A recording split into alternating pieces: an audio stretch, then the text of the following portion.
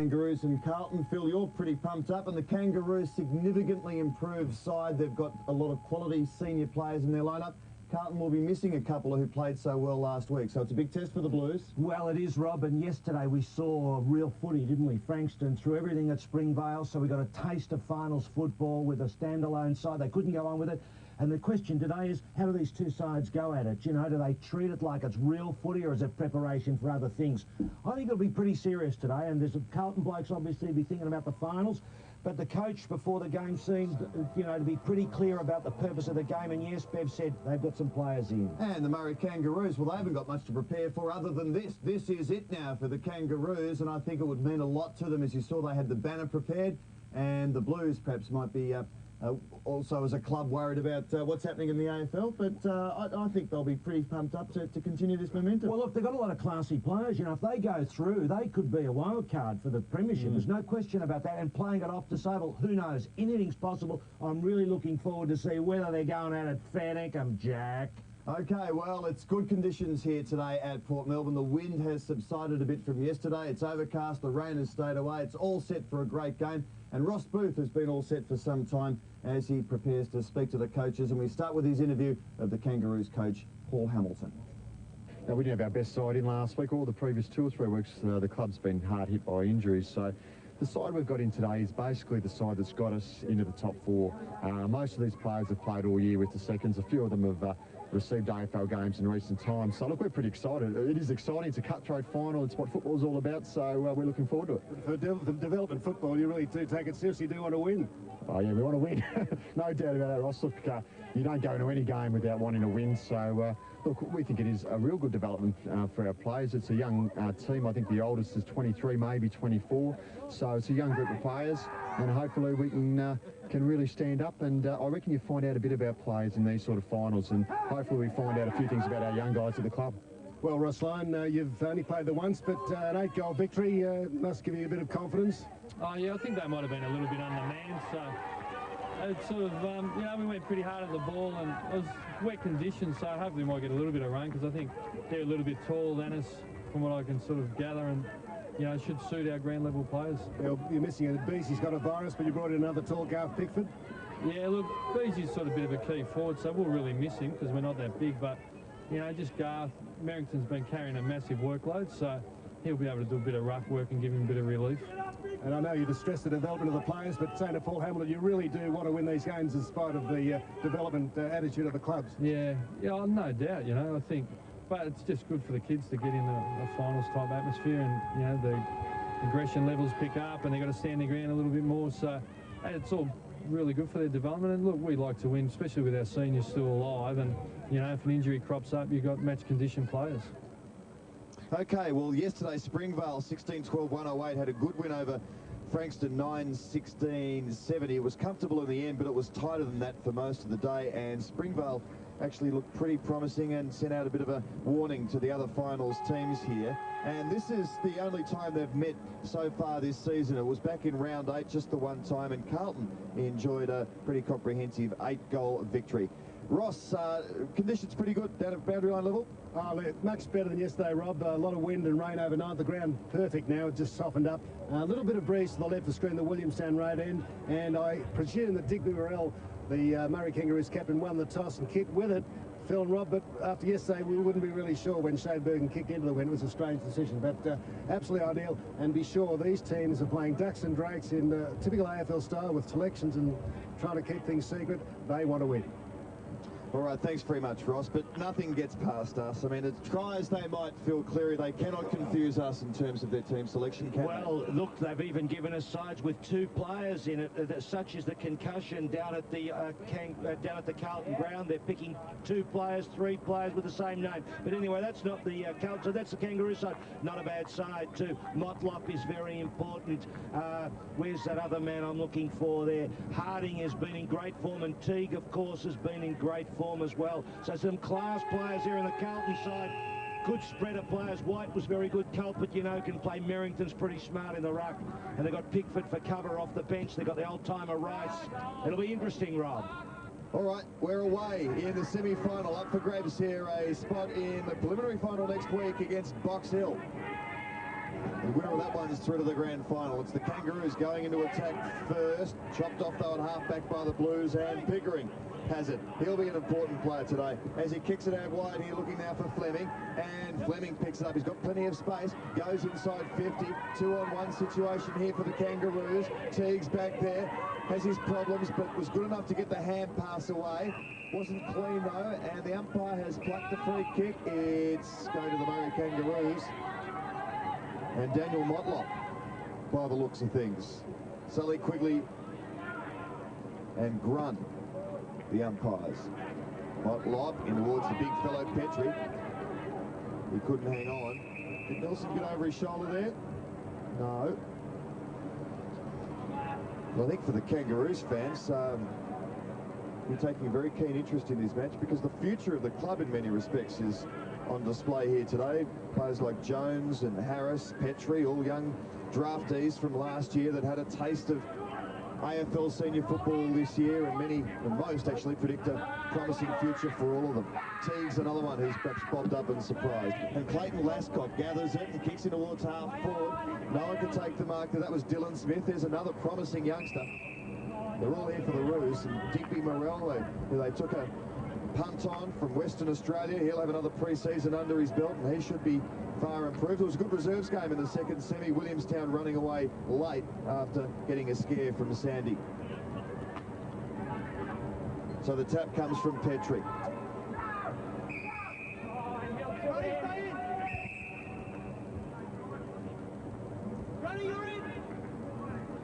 Interesting, David Teague picking up White. That'll be a good contest up there in the forward line. Adam White playing virtually at full forward or in the close to the goals. He was pretty good last time. Teague been in tremendous form. He was great in South Australia playing for the VFL against the Sandford. So we're in a bit of a stalemate situation here with no score yet on the board. Well, there's no one really done anything special with the football. It's been knocked around and been a bit of pressure and just tested each other out, which indicates there's a fair bit of pressure in it. Merrington at the back. Fleming got the hurried kick away. Met by Pratt. Oh, stretching underneath it was Smith. Good pick-up, Jones. Out of favour last week. He could have, 2 weeks ago, I should say, was best on ground against best for the Kangaroos against Werribee. Away goes Campbell for the Blues. Wide looking for backward. A bit of a push. Motlop. Campbell short now. 50 metres. Pushed down off the ball. And there it is. Nelson there. And back will try to cheat. Yes, not cheat. Encourage the umpire to overstep the mark, which he doesn't umpire Quigley. Phillip has been doing the numbers here. We've got 7 top-ups for the Kangaroos, 6 for the Blues. They'll have to bring that back. Well, a bit of physicality now emerging. That's an old-time expression. I think Ron Barassi invented that. It's not even a word, but still. No, no, it's stolen by your mate, Tony Leonard. It goes back away, doesn't it? Lead shot by Campbell, ignored by Backwell. Kicking into a slide breeze. Good halt, right to the square. Very early. And rush through for behind. There are about 8 players going for that one. They tell me there was a bit of a stoush down that Australia Post end yesterday. Ross, I didn't spot it yesterday. I did keep my eye on it. Well, I watched the replay last night. I heard you talking about it, Phil. But I didn't see any punches thrown, did you? No. So Motlop gains a bit of territory, then bombs long. Petrie was the big fly. Jones lurking here as well. G1 kick has just about carried it to centre half forward for the Kangaroos here. And I reckon the AFL-based teams struggle with Port Melbourne as an oval because of its size. They really find it difficult to find space. Well, they claim that they feel that it gets tight. Well, it does actually get tight inside 50, and they say they notice it around about the 50. It comes in pretty quickly from the wings. Oh, that's a great tap. McLaren from 48. Should kick there first. Oh, he doesn't. Pretty slick, though, some of these players. McLaren on the run there. He banged that through like a player with class, of course not through the goals. Now you see the ground, it's in good nick. Zone defence is out. Pickering finds his man During, creeping over the mark. Joel White.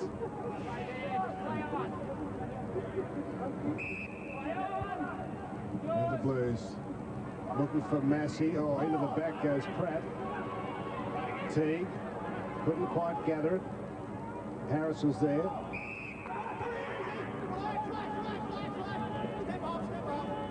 Umpire Quigley in to sort them out. Yes, well, of course, umpire Quigley had the job in South Australia. He was sent over as the Victorian umpire for that game, Roscoe. Been in good nick, too, as an umpire this year. Merrington went in against Petrie. Saw where he was. Cranich was good last week. High tackle. As Cranich was kicking downfield. Back to him it will come. Umpires have been on the angry pills overnight, Ross. Got the voices going well. Yes, they have. They are booming in. High ball. Well, open goal square. Mark, not paid. Hilton. To Mark Hilton. Teague, good tackle on backward. Could be pinged. Umpire Sully says yes. And a few Kangaroo supporters, big banner. McLaren didn't run through it. Footballers kicked the ball through, as you saw. Destroying all the work. But they would appreciate it. Make them feel at home in this semi-final here. The Roos, we haven't had a goal scored yet, but the Roos have threatened a couple of times. This looks promising for them as they have numbers. Lee Harding now, the ex-Cat, has a few problems, but then he works it out in towards the centre of the ground. Got it to Smith, who got it there towards Jones. Back to Smith. Now the way. This is Daniel Harris. He spotted someone free. Good pass. And taking the mark is Stuart Cooper, who'll be one of the top-ups for the Roos. Smith and Jones and Cooper. Should kick. Well, you get the distance. How Roscoe, the wind down to that end? What did you put it out? Just a goal or so. Not much. Good. Stuart Cooper, a Murray boy, if you like, from the King Valley. It's a beautiful part of the world up there.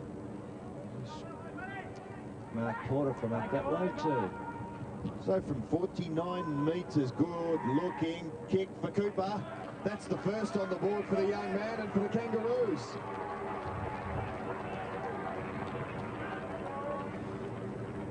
Well, you can see with these players, they handle the ball pretty well, kick it long.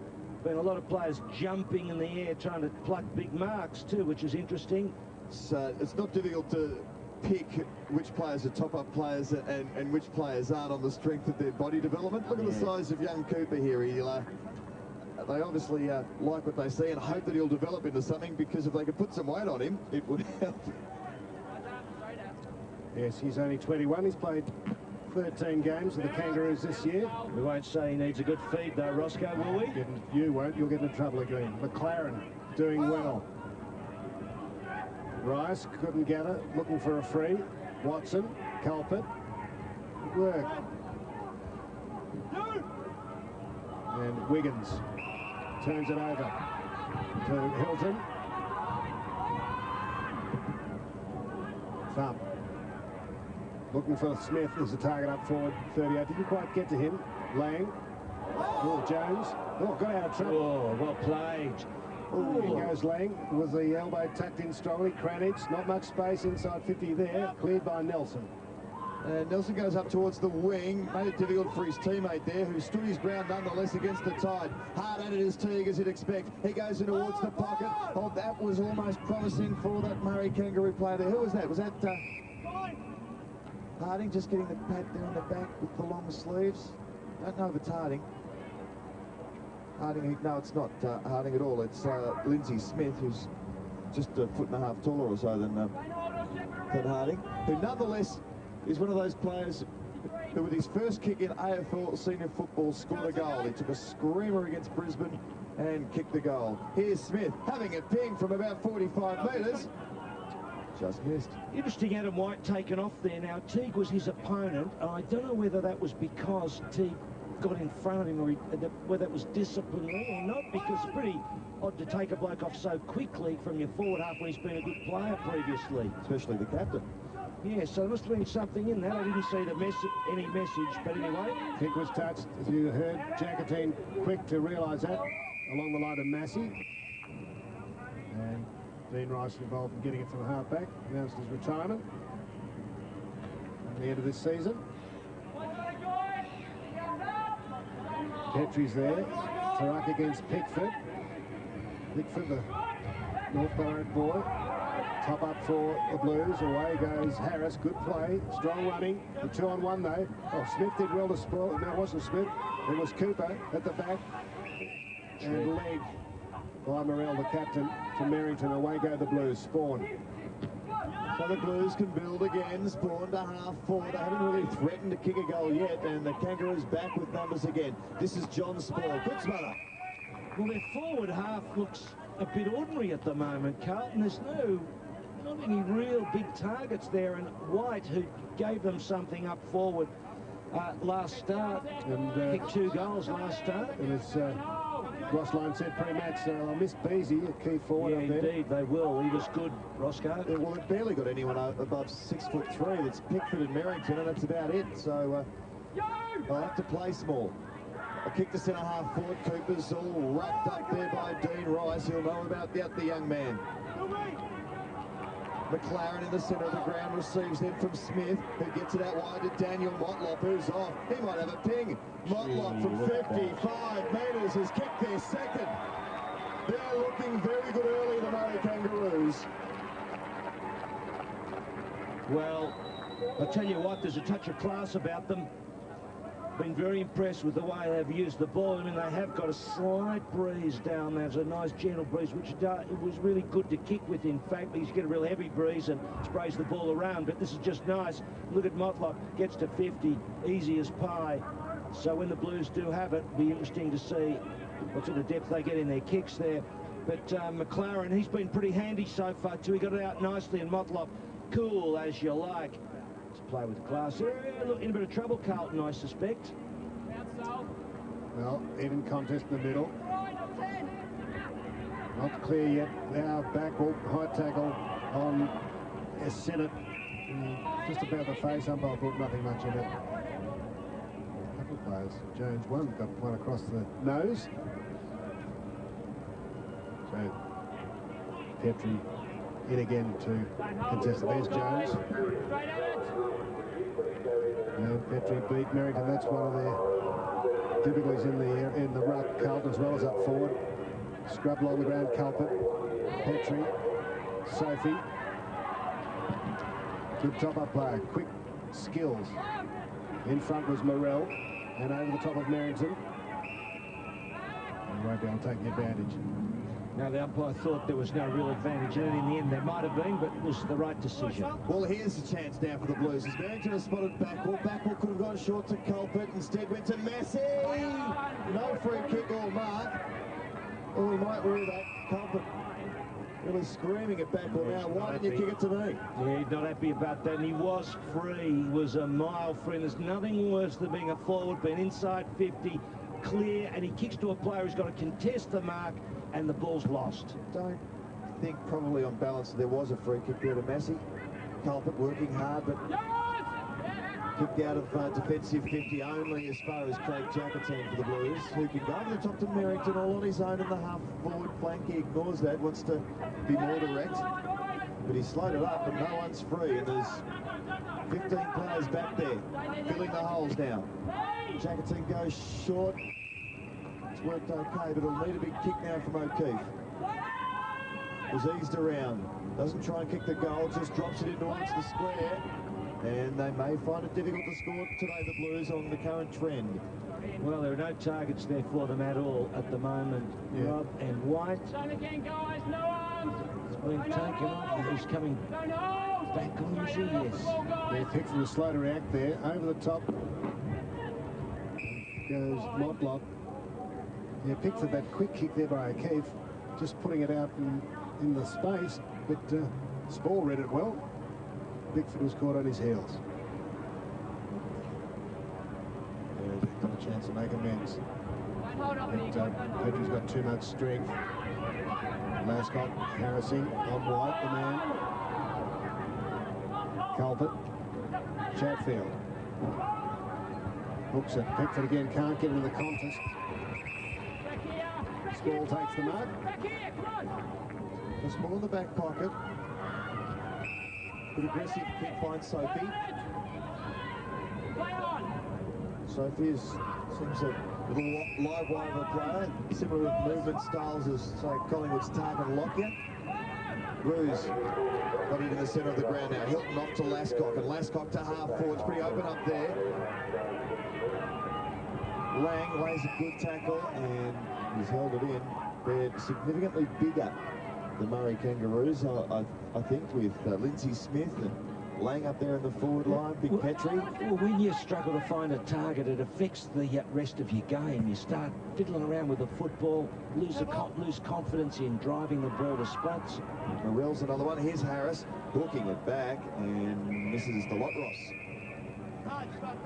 It's odd that White was taken off so quickly, you know. I don't know whether it was simply because Tim got in front of him. Not spot it. Ankle strapping too tight, maybe, Phil. Well, maybe, Ross, there's some other explanation. Lindsay Smith, he's a known high flyer, as Rob alluded to earlier. You saw the Kangaroos play Box Hill in the AFL by 5,000. Now, there was a great game. Box Hill won. Oh, slips through Dering's hands, and they get out of trouble, rush behind. Pickering just through the ball, through the goals. Through the goals. Could almost been pinched. Threw it up and tapped it. They'll need to get a reel on the Blues. Still, although they haven't looked great yet, they're only 14 points down, although they deserve to lose it here off the ground from Smith's goal. That's terrible. Good work from Smith. Pretty ordinary stuff from the Blues. Well, I don't think any of these players were celebrating Carlton's victory last night, were they, Ros? You asked me these questions, which I assume are rhetorical, Phil. What makes you think that, Ros? The reason for it is that they are playing rather poorly, the Blues. They're just not putting it together, making ridiculous mistakes, but they do have the problem of not having any real targets up there in the forward line. With Beasy out, it's a bit of a struggle for them. Now, it'll be interesting to see what Ross Lyon does to counter the flow. He's going with the Kangaroos. Out by Merrington. Chatfield. His target's O'Keefe, but he's got two opponents. Worried out of it. Hilton. Oh, that big tackle by White. It's not holding the ball, he kicked it. I don't think it hit his toe, though. Kicked it off his knee, did he? Anyway, here's White. Here's Pickford. Again, he's caught napping. Well, Phil, he's just done full forward, isn't he? Yeah. We might have another look, but I don't think the ball hit the toe. If it hit the toe of the boot, it is not holding the ball. But I didn't think he got the toe onto it, Rob. Okay. Digby Morell hung on to it for a long time, but tried to find a teammate. In the end, he couldn't. And the Blues now can try and build from half-back. Need something pretty quickly, the Blues. There's Cranage. Goes out wide to Merrington. He's got a huge job this afternoon. Cranage gets it back.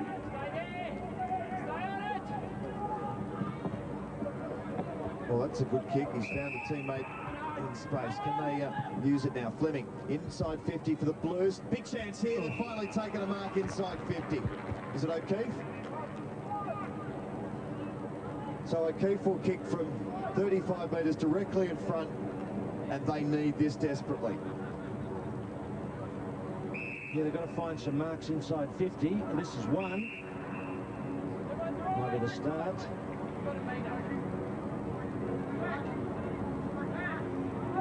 So Sean O'Keefe, oh, he's missed. Oh my. Pickford's gone off as well, so wow. Going smaller. So White down to full forward. There's the big fellow, Garth Pickford. Could be worth sending someone like Dean Rice forward, who has played a pinch hitting role in the past. He's a very skillful type, and they provide a target pressure. Oh, there's a bit of holding it. A couple of pushes up there have been let go, but that one red technical perhaps. Going the Blues' way. Pickering. Deering. It's a good kick out in front of White. Made a contest at least. Opened it up for Sinnott. Quick to boot. O'Keefe chasing with Lascock. Oh. good bounce. Keep trying to get it to backward, couldn't quite. Set it. No chance to get rid of that. And the tackle was fair, and there'll be a bounce. Wrapped up Ross. Well, that was his. They were just onto him, weren't they? Ross He Ryan, did not see have the funny side of it. He didn't have an inch. He was wrapped up by 3 of them. He was going absolutely nowhere. And he knew it. It's the Kangaroos runner. They're offering his impartial advice. Yeah. White. Yes. Good goal. Just what Mr. Ross Lyon ordered there, as Ross pointed out. He was having a bit of a smile in the box, could see the funny side of it. They do need something to happen inside 50, and White, we know, Roscoe, he was good last week. He did some big stuff in there. Not a real tall, but gee, that was smart play, really, to take that out of the ruck. And coaches go mental about that, Rob. You know, you should never let a bloke pinch the ball off you in a throw-in like that and kick a goal. So Adam White, the captain, he's certainly, just in the 30 seconds he's been there, has made a difference. Oh, for sure. Look, I think he's a class player. Merrington did well then. Massey over the ball. Big long kick by Jones. Morell's a target, went over his head. And it comes all the way to high to Stevens. And Cade Stevens, who's one of the top-ups, who's another Murray Bushranger. Because there wasn't a lot in that, you know. He ducked the head, he banged the head down, and I thought the hand went over the back. Not within 5, says umpire. It was a smart set play, and the clubs are using those set plays more these days. You know, when you're outside 50, you get a good kicker, designated kicker, and hand the ball off. We tried it way back with a bloke called Brendan Griffiths. I mean, you might remember him. Ross played with Brunswick, and he crossed us. Yeah, the big left foot. And we often used him outside 50. Look at the zone defence. Carlton have got the zone defence is in by Carlton. Look at there. Yeah. So they've got all their... yeah, God, Phil, explain it. Well, they've got all the players back. What they're doing is they're just trying to use a designated kicker, which is simply a set play. They've done it twice now, and the umpire hasn't moved. Motlock's kick was fantastic. All the rear defenders back on the line, forwards back on the line. And that's the reason that... Oh! Should have might have been Smith here. Phil with the ball, but interesting, yeah, isn't it, Phil? Well, I mean, you saw, I think, early on in the season, Collingwood played around with it. You'd remember, Rob, using Loney outside 50 because of the flooding into the back half, you know. That was more just about a bloke not thinking he could get the distance. They had the players back. Oh, nothing wrong with the idea. Oh, it's a great concept. He's got to hand pass it more than half a foot. Yeah, but the point was they hadn't settled first, you know, so they played their cards before it was legal. It was a great idea. Yes, the umpire saying all players must be within 5 metres away from playing the ball. Doring has given it up. Something technical like that. Yes. Something pedantic. Oh, like that's a Garfield bar review of the rules. Just because the rules that's what's got to happen, Ross. We don't have to abide by them, do we? Sure. Oh, they got no sense of humour, those umpires. Technical, aren't they, Phil? Cooper started well. Young man from the King Valley. Big high kick. Have they got the high flyers to roost? No. And geez, been down here for a while. Cranich just kicks it up with a dreadful kick, which has been marked here by Daniel Pratt. Wow. So, gee, one mistake's already just given up a goal to the Kangaroos from these Carlton defenders, and that's another one. Assume he's no relation to Coburg's centenary team. Full forward, Ross. Yeah, or Dick. Yeah. So Daniel Pratt, who's a Queenslander, has kicked another goal, and the Roos are really capitalising on these Blues errors, and why shouldn't they? Yeah, well, Carlton just look a little bit lean to me today. They're struggling to get in his system, and they're making these bad errors. Oh, that is a terrible error. Banging the ball there on the left boot. Straight into Pratt, who finished it off with a goal. Phil, would it be worth just running with Pickford in the ruck, conceding a bit there and negatively, and playing Merrington up forward? I would, you know, obviously I've been saying, Ross, you know, lack of height up there, I would have thought that's what they do. I'm surprised they haven't. Yeah, Merrington beaten in that contest, didn't have the height. Quick kick forward by Pratt again. Massey is left the run of the ball by Jackatine. I mean, if you look at Merrington, Merrington will drift into the forward line. But, you know, I mean, I know they've been using that system, Carlton, of a ruckman drifting the forward line, but I think they could put Merrington there as a key forward and put the big bloke in the ruck. They wouldn't lose that much. He's winning a free. He's just got too many roles to perform, hasn't he? He has. You know, they've got a couple of them. Yeah, Ross Lyon said he's been worked very hard. Now to Spawn. Indirect. No long target. Here's one from O'Keefe now, leading wide. Good kick, good mark in front of Spawn. Now White there. Didn't get anywhere near him. Chopped off by Harris. Just had to be quicker and crisper than that. Good fist in from Spawn. He kicked a couple of goals last week, Spawn, so just with their lack of height, they'll have to be very clean going in, and it's not that easy to do here at Port Melbourne. So got their work cut out, but they're a proud bunch. Been good all year, so can't really write them off. They will work hard as well. Harding. Nelson. Doring, just hand passes over the top to Carlton, who gets it and goes. Now they're a chance, set it, 20 out and closing, kicks the goal. The umpire has taken it back. What is going on? I think it's way back. Well, that was great running footy for the Blues, and I thought advantage had been paid. But is the kick going the other way, is it? Well, Or is there a blood rule? no, he's going to say it's all clear now. Dear me. And it's a goal. The goal umpire has stuck up the big sticks. And after conferring with the central umpire, they've given it. Would have been ridiculous to take it back. Really would have penalised the Blues. That was good footy, wasn't it? Well, it was. Look, Rob, I think what the umpire was saying was that the other umpire was paying a free kick in the forward half for holding.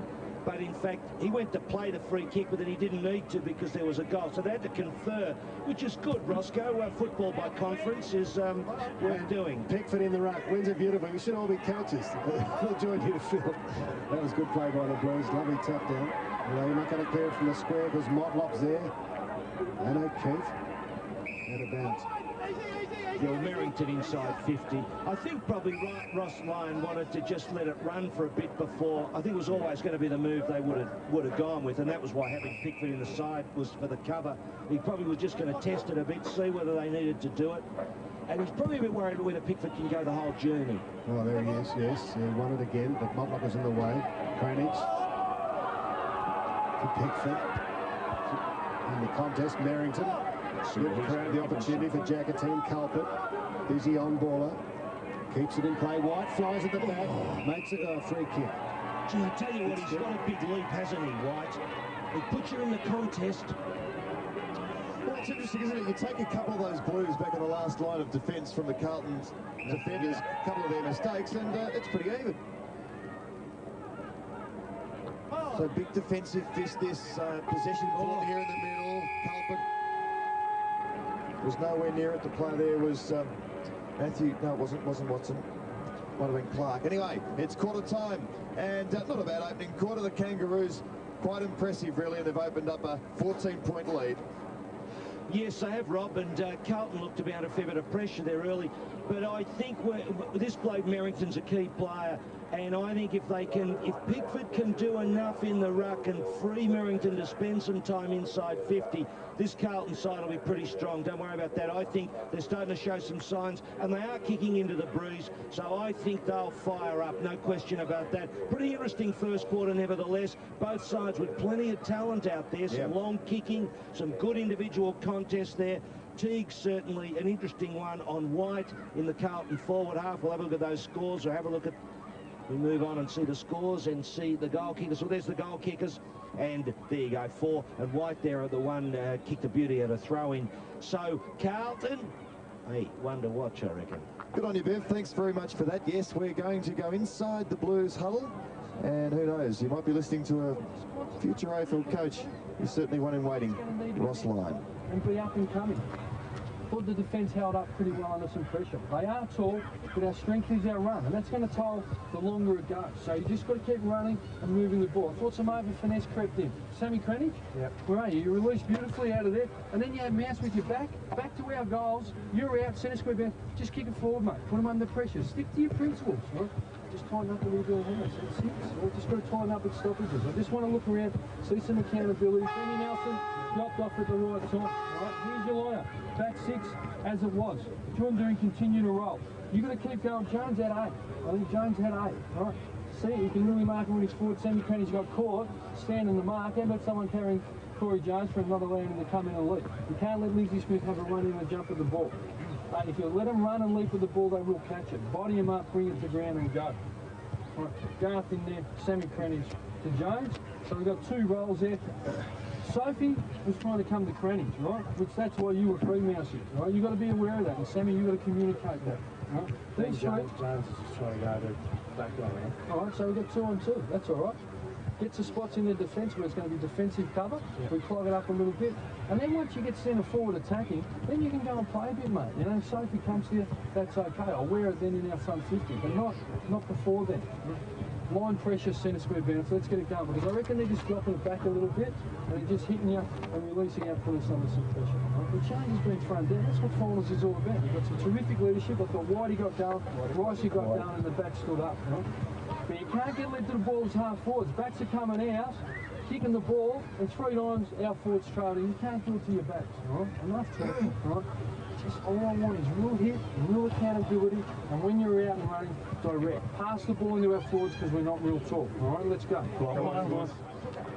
Okay, well, Ross Lyon, they're pretty calm and controlled, and interesting, isn't it? They know, obviously, that they're not as tall as their Kangaroos counterparts, so they're trying to use that as a strength, which I suspect is the smart play. Well, yeah, look, if you know, the old Hayfield line was if you had Royce Hart, you just kicked it to Royce and let him hold the premiership cup up, didn't you? When you haven't got Royce Hart or players like that flying in the air, taking big marks, or Barmy or whatever it was, you got to be play with a bit more finesse, I suppose. And he did make the final point was look for them. They're not so tall, so hit them with the pass. But it will be interesting to see what he does do. I can understand why he went for a while with, you see there, kicking a big goal from Motlop, but with Pickford, he didn't really give him the big challenge till things started to look a little bit tight there. It was always going to be on Merrington into the ruck, into the half, the forward half, and they've done that. It'll be interesting to see. Yep, I think he's still going to do that with Merrington. So that's good. That was a great grab, really, out of the ruck by White. I like him as a player. He's got a beautiful leap. And then you see it, the kicks, the handballs. So it's pretty tight all the way down. It's very, very even. And given that Carlton kicked into a slight breeze, I think they're looking all right. And towards the second part of that quarter, Rob, I think there were some signs that forward half could work. Now, Pickford becomes a key, because if he falls over and Merrington's got to take the ruck, then they've got a few problems. Roscoe, we heard Ross Lyon there. He was pretty controlled, pretty relaxed. I think the fact that he's been interviewed by you before the game's made him a very settled human being. How was the other coach? Oh, Paul Hamilton, very quiet and relaxed, talking about some individuals. Very happy with Harris's hard work at the ball. Wanted to look for Morrell more at half forward. Petrie, more body work in the ruck, because he's the tallest man on the ground, should have a good day. And back to a 3-4-4 zone. Phil, I knew you'd like that pick. And the way they set up the zone and the way they get it, line it up is an indication of how switched on they are. And he feels they are switched on, and then he sort of gets a bit of emotion to the speech. But a good talk there by Paul Hamilton. Of course, he studied international finance, Phil, so he must know something. Do you have to study international finance to know what a 3-4-4 zone is? Yeah, I'll learn about it later, Phil. Okay, it's a quarter time here if you've just joined us. It's the Murray Kangaroos up by 14 points. Probably could have been a bit further in front. Missed a couple of chances. The Blues only really got going late in that quarter, and but they have a slight breeze advantage.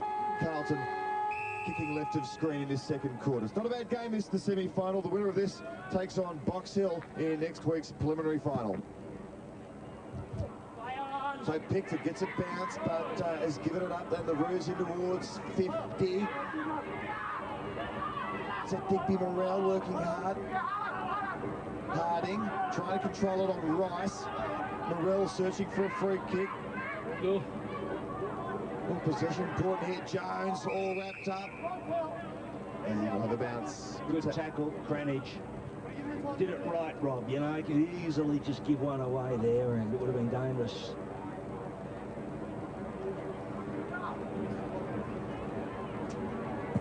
So, the Roos threatening inside 50 here. Back well, trying to defend here. Pickering, he's all wrapped up. And another bounce.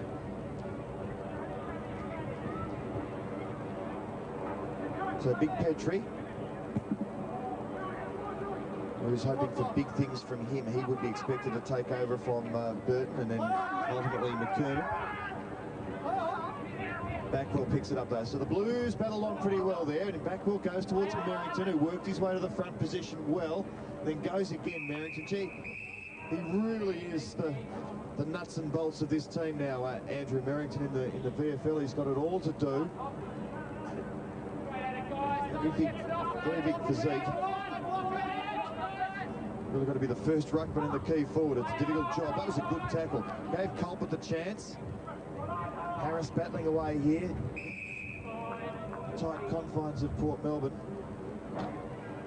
Making it difficult for both teams to get into the open spaces and play some running footy.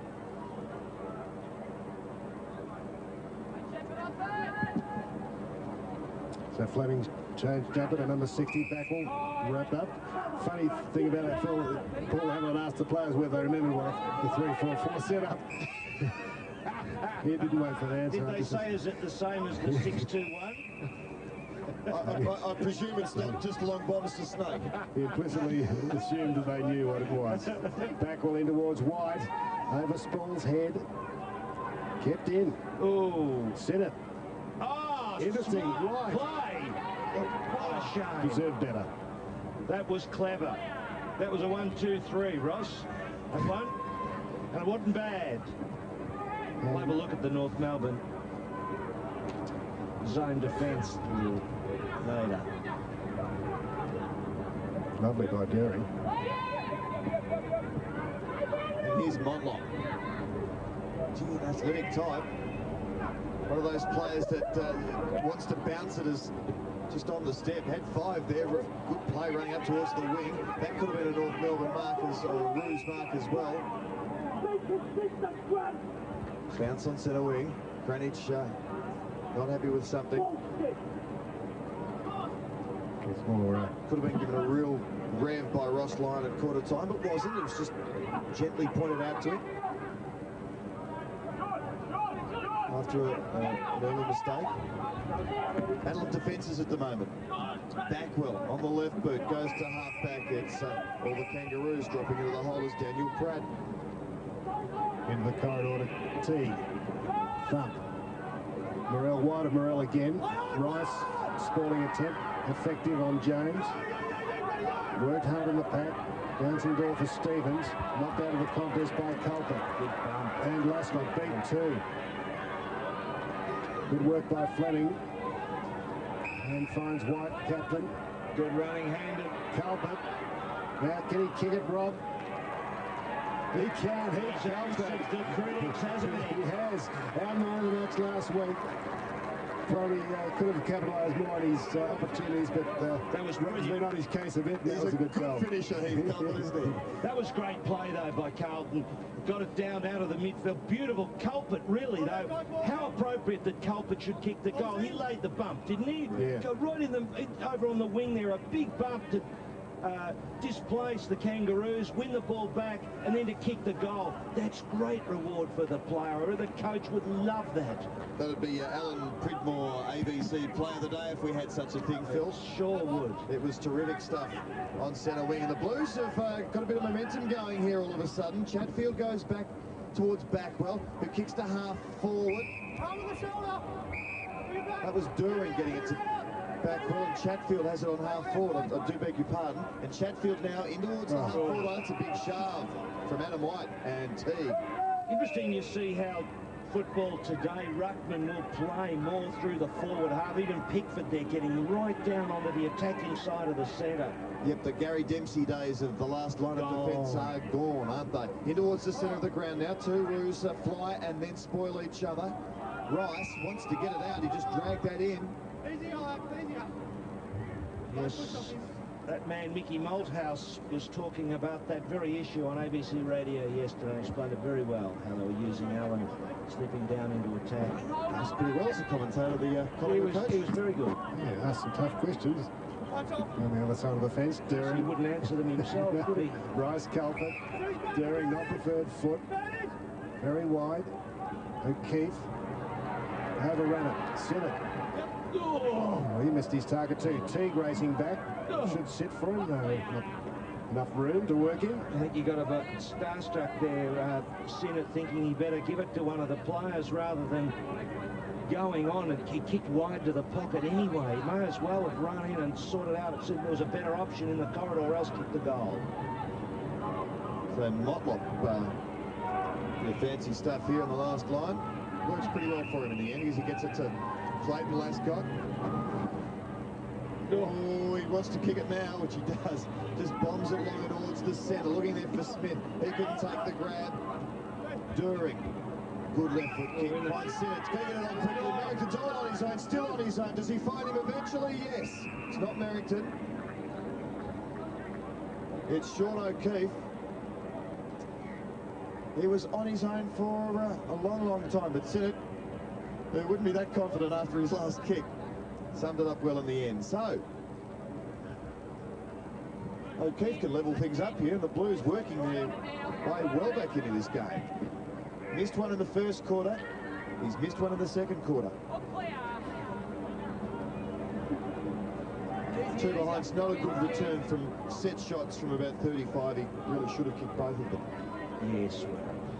Phil, two Smiths, the Kangaroos, and a Lascott and a low cop. Yes, we've got everything to test a commentator. No Freudian slips today either. Andy Locock on the bench for the Kangaroos. Went to school with his father, Phil. Oh, no, the real nickname, I can't use it. His ball. You gave it to me before. I thought it was... Shut up high. Dylan Smith grabs it. Got a high tackle advantage is paid. Throw. No, I think there's a high one there. I didn't spot the throw. Dylan Smith. Get a job as town criers, these umpires, or selling veggies down the big market. Tell you what, you wouldn't go past them. You'd either buy something or run for the hills, wouldn't you ever? Got away from Massey. A beautiful kick from Smith.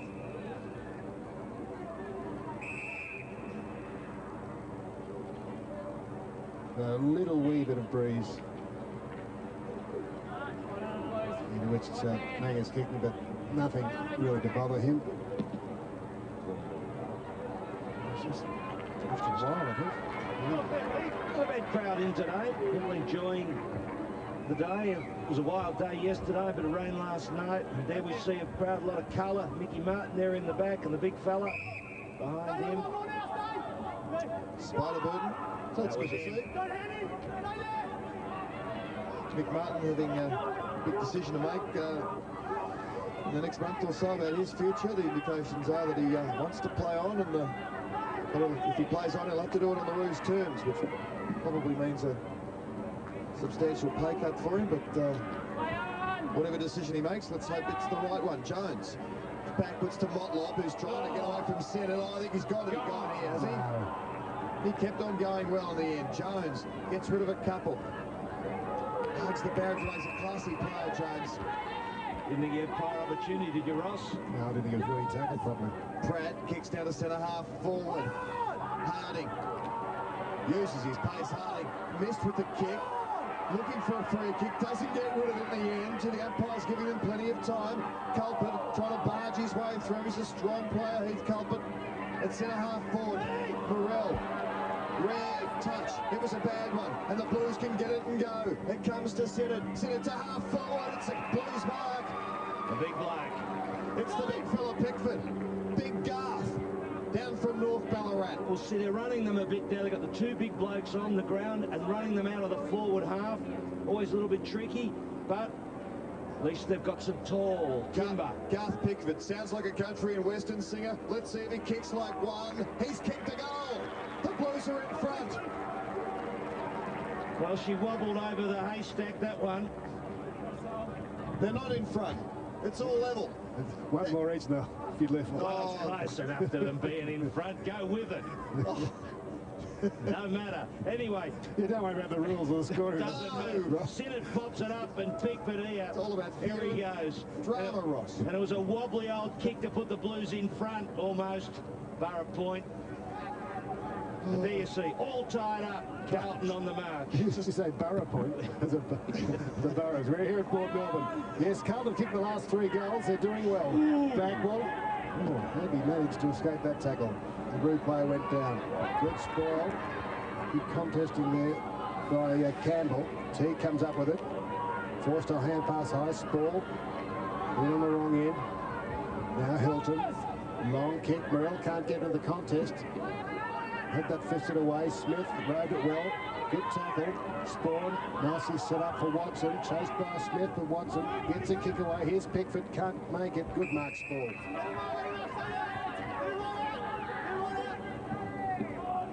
Lead now from Morrell. And well read by Daring.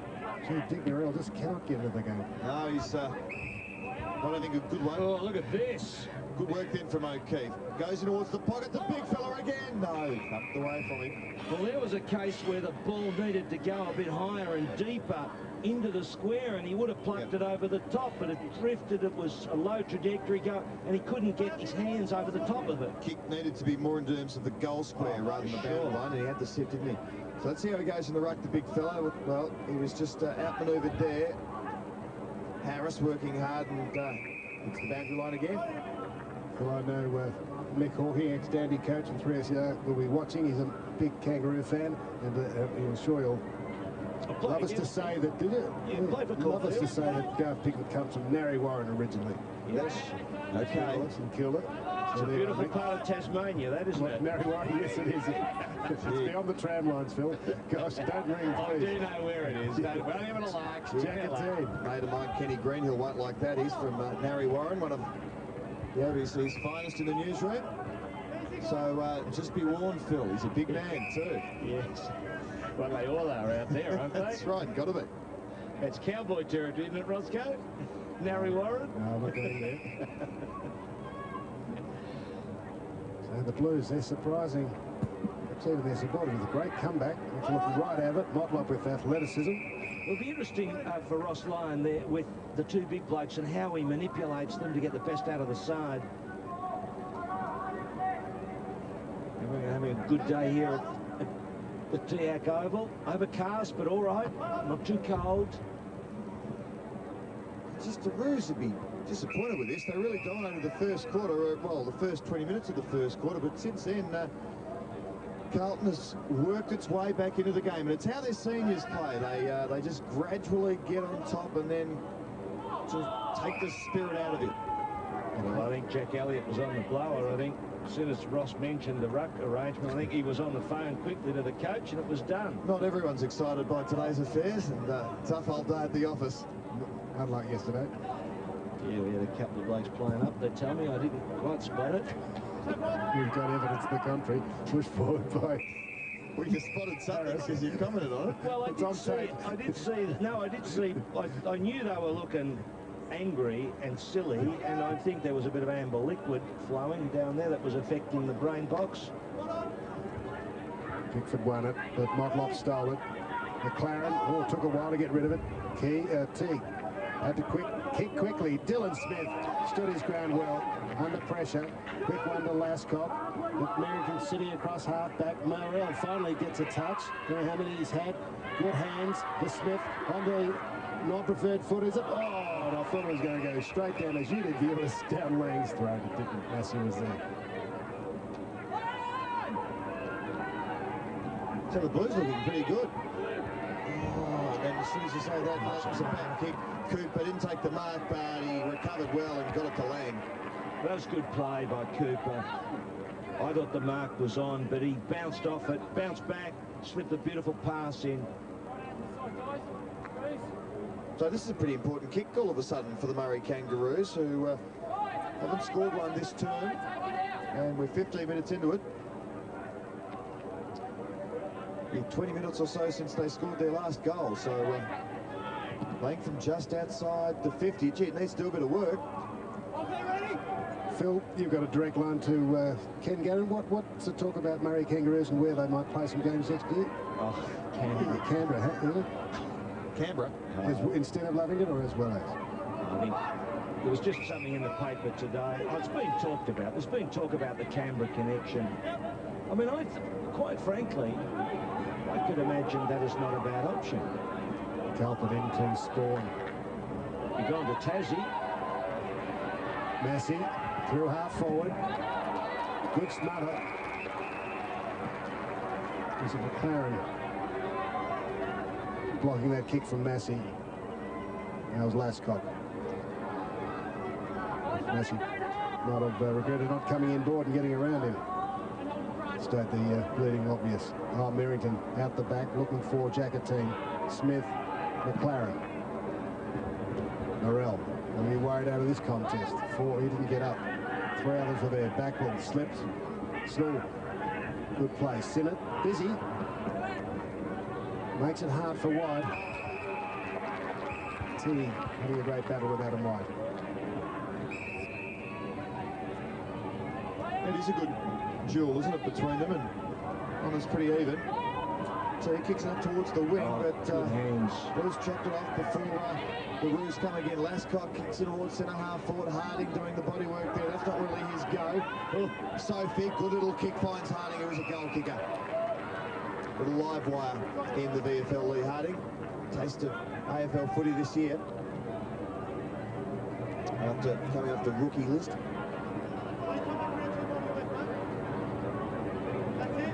So still plenty of time for Lee Harding to establish a lengthy football career for himself here. He's only 20 years of age. Yet to kick a goal. And finally, the Roos have kicked their 5th. It's taken over 25 minutes. But they're on the board in this second term and lead by 7 points. Well, he's been one of the stars of the VFL, been contention for the side of the year, the VFL team of the year. Harding. Just a nice little split there and bang through the goal, so puts them back on the roll. 7 points their lead, and Petrie up against Merrington. Oh, Harding will get the free against Rice. I get it back. Well, good play by Fleming just to hold it up because Jones was loose. We're a lead short. Where's Lindsay Smith? He'll let him fly. Lane's in the square. And Harris. Pretty congested back there. Lang lead short. All covered pretty much.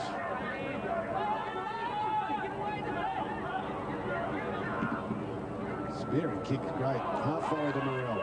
Pushed out by Watson. Good in close. Calpert comes up with it. Long bombs it. Teague sitting underneath it. Another mark. Over Teague. He'll take a few overhead.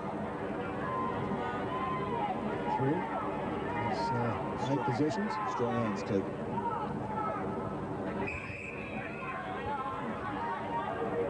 So Lascott. High kick. Tough for his forwards here. Almost a mark there to Morrell, I suspect. Sophie ran into a bit of a brick wall. Harding, eyes on it. What a free kick, Lee Harding. Well played. Ken Drews brought our afternoon tea. Of course, the Blues are playing. He probably wasn't here yesterday. Love his Blues. All dressed up. The Blues kick it in towards the half-forward line. It came from During. He was looking for Massey. He couldn't take them on. Pratt, for a handball. Sweeping hand pass over the top. Phil has found Hilton. Hilton in towards the half-forward line. It's a Roos mark. Getting up very high is that impressive youngster, Stuart Cooper. They might have blacked one, the Roos. This will be a young man who the recruiters will keep their eye on. Well, he has got a big leap. Standing start virtually there, and he really climbs into the air.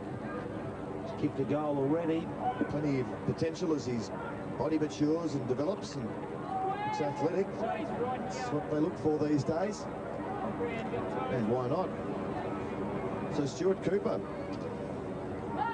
with an important kick from just outside the 50-metre area. Gets underneath it, but it might get there. I think it has. So 2 goals in a couple of minutes to the Roos. Cooper's now kicked 2 goals. He's the only player to have kicked more than 1. And he can be well satisfied with those efforts. Good hand pass from Pratt over the top to Hilton. I reckon Carlton really are struggling inside 50. It's really hard work for them to find targets. They've had Pickford down there, and now they're still fiddling around with that. Merrington's gone into the ruck. I don't know whether Pickford might have slipped off the ground for a minute, but I reckon that's costing them, though. Daring clears it from the square. Sitting underneath it, Motlop. Finds a hand pass, caught. Oh, took a while to get rid of it. Bit lucky. Out to McLaren. Jackatine. In the way, Watson and Morrell. Oh, Watson into his back, but okay, not too serious. And Watson's doing a great job on Morrell, or rather the Roos just can't find Digby. He can kick some goals. There's Lee Harding. Great name, though, even if he doesn't get a kick. Digby Morrell. That's straight out of You'd probably like Dickens, I suppose. You'd probably like Aaron Simmett and Aaron Clarkville for the Blues. Here's the Lee Harding. Lang. I think it's holding the ball. Well, he couldn't really. He shouldn't have kept running. No, he should have just stopped. Worse, He did. He did. No opportunity, really. Hardly. Yeah, he didn't have an opportunity. He did no opportunity, but he kept running, and he made no attempt when he kept running. Because his hand was held behind his back, yeah. Well, that's too bad, Ross. Must try. Wiggins. He was trying to get the hand out. Here is Nelson being quiet. Yeah, here's Tegan White. Now, you look against White. He's a good player, this kid. He's a very good player. He's been playing as a top-up early last year. There's Morrell, contest. Sophie's in the right spot. Well, the idea was right, but Pickering was there. Smith, Dillon, wobbles it. Which way will it be? They got 3 in a row, the Kangaroos. After scores were level, and they're out to a 19-point lead in a matter of minutes.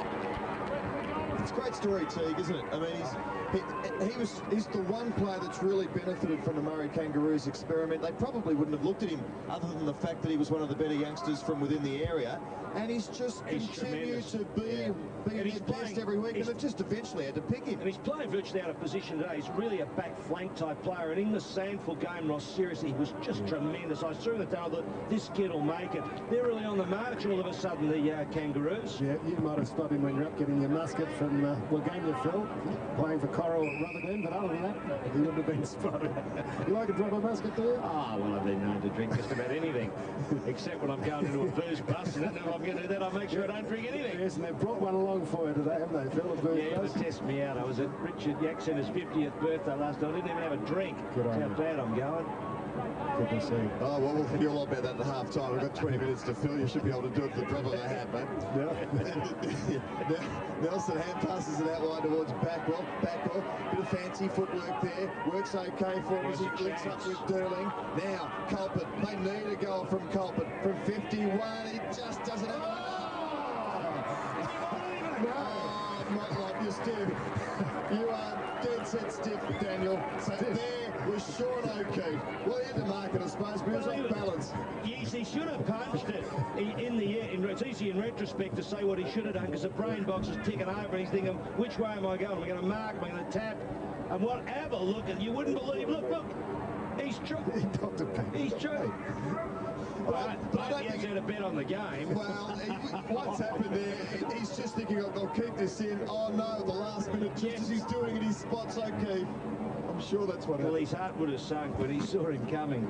Oh, so can the Blues capitalise on this? Merrington works hard. Kranich pulled off it. Good work. Squirted out by Jackatine. And the Blues will get the free. Nelson. Back on the mark goes Harris. Nelson, long and direct. White's got away from T. Good mark. And the kick wobbled off Nelson, but it was at least in the right direction. He spotted the quick lead from Adam White. Well, that's where he's going to test him, Ross, because in those one-outs, he's a bit of a chance, but White is a leaper, and when he gets a bit of space like that, now Teague was in front, but the ball carries a little bit just to the side. Always difficult for a backman there. Yes, I think you're right, Phil. I don't think Teague has got such a leap. He likes to maintain contact, body contact. White, 2 quick ones to the Blues. That from the captain. He's second. Well, I think that's right, Ross. It's also, you know, he hasn't got that extra height to be in the contest to punch the ball away. When he's man-on-man, he's a good player, and he'll mark solidly. But once you got that split, and see White, he's got a nice leap, Rob. You know, he does really get himself up, gives him a bit of extra height. He just lost him a bit on the lead there. Yeah. How are the scones, Phil? Actually, very nice. Didn't lauder it and tell you something. 7 points the margin for the Kangaroos. It was 19. That's stumped him. Well, he doesn't know whether to go up or eat the scone. he's decided he can get me any time. The scone's more important. You can wait. Yeah, exactly. I can eat you any time I like. Exactly. And, well, I think he made the right choice. Jones goes along with the kick. Merrington, picks up the crumbs. Pickering goes back. Literally. In the commentary box, he had to go and find them. And boundary throw in. That was interesting. Dean Rice chasing after that ball too. If only he knew. He's been a great player, hasn't he, Dean Rice? A 200-game career, premiership with the Blues after leaving the Saints, and it's sad to see him finishing here in the VFL, but he's in a finals campaign, and the Blues are still alive in the AFL, so who knows? Here's McLaren now for the Roos. Has the pass, it was okay, but it didn't get the target. Here's another goal though coming up for the youngster. He's a good kid. He's kicked 3 goals, Phil. He is a good kid. And on the last kick of the half, he's given them probably the break they deserve. The Blues have been hanging tough, but the Roos have looked the more dangerous side, and their margin at half-time now 13 points. Well, it's an interesting kind of game, this. Carlton trying to find that target up forward. The Roos moving the ball around well. They've got a bit of speed about them, just opening up some opportunities. And Cooper emerging in the forward half as a very mobile player to give them a target. And they've gone in 2 goals in front, and there's a bit of energy in the side at the moment, the Kangaroos. I still think it's a very interesting kind of game. Interesting for Ross Lyon too, to see just how he's going to draw some advantage out of this side that's just a little lean in a couple of spots. So I think we're in for a very good game. The Kangaroos bounced back. I thought Carlton really had their measure and were going to march on in the second quarter. It wasn't to be. So I think just again it'll be a very interesting issue for the coaches, just to what they can squeeze out of these two sides, whether Ross Lyon can find something with those tools, get a target in there inside 50. But there you see it, 4 goals each in the quarter, so a very even quarter nevertheless, although Carlton I had the feeling early that Carlton were going to march on. But maybe Jackie Elliott will be in the rooms there giving them a big burst at half-time, Rob. Well, it was interesting. I think the Kangaroos went goalless for 25 minutes. A gap in that quarter in between the first and midway through the second. But then it's about the 17-minute mark or 18-minute mark of the 22-minute mark, was it, Paul, of the second? Yes, with me is Sam Fleming representing Gippsland Power in the footy kick. How'd you go? How far did you kick it? 51 the first one, and second one stuffed a bit, 48. Not a bad coach. Conditions pretty good for footy? Yeah, it had a bit of a wind going this way. So what year are you in? 10. Which school? Mafra Secondary. Mafra, and yeah. Bit of turmoil up there with the leagues, but all sorted out. Yeah, it's all right now. Yeah. And up and comer, Sam Fleming, the winner of the footy kick. Phil, Rob, no injuries, nil on either side, though I do understand that Carlton are going to try and expose David Teague by kicking the ball long and deep into the forward line. That's a tactic they're going to use, probably with Adam White. All right, thanks very much, Ross. It's the Roos by 13 points, but the Blues have first crack at it in the third quarter. Ortiz could have given away a free kick there as White leant back into him. Probably good umpiring in the end. And the Roos can clear here. And it's Liam Collins who just bounces it out towards the dugout there. And Chatfield scored it over the lines. Yes, hello to everyone in the crowd. Not a bad crowd in the Blues and the Roos. Senior players from both teams are here. Dennis Pagan's here.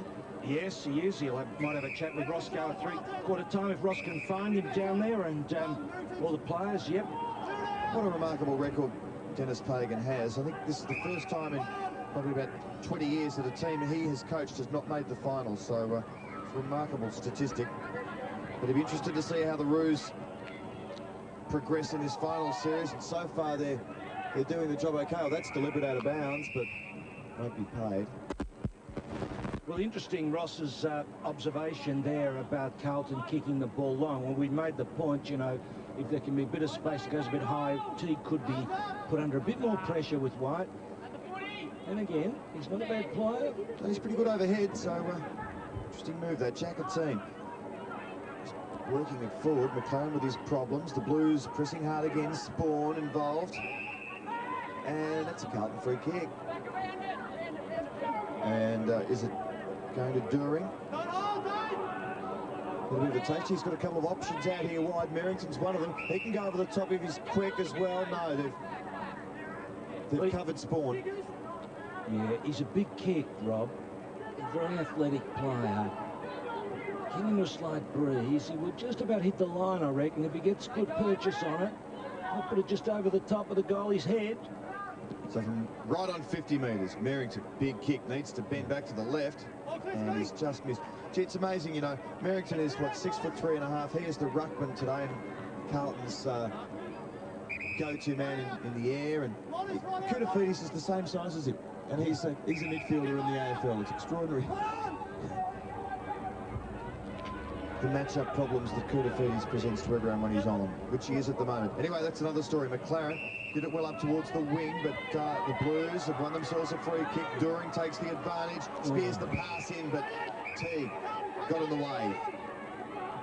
And the emerging youngster kicks out wide here towards his teammate in Andrew Lowcock. So Lowcock up towards the wing to McLaren. He wants to link up over the top, just delayed it enough to allow Lascock to get away from Culpet, and Lascott wants to go all the way here in towards the square. Oh, that was a good last-minute spoil. Well played, the Blues. Kicked out wide here towards During. He'll try and wheel around from Petrie, which he does. Inboard passes okay to Cranniff. Now they can build Carlton. Rice has it, and the veteran towards the 50. Massey just got away from Teague. Bit stronger, Chris Massey. Bit more developed, and a couple of more years in the gym, in the program. This worked Teague underneath him there. So again, Carlton controlling the play for long periods, but not being able to score. Pretty important kick this for Massey and the Blues.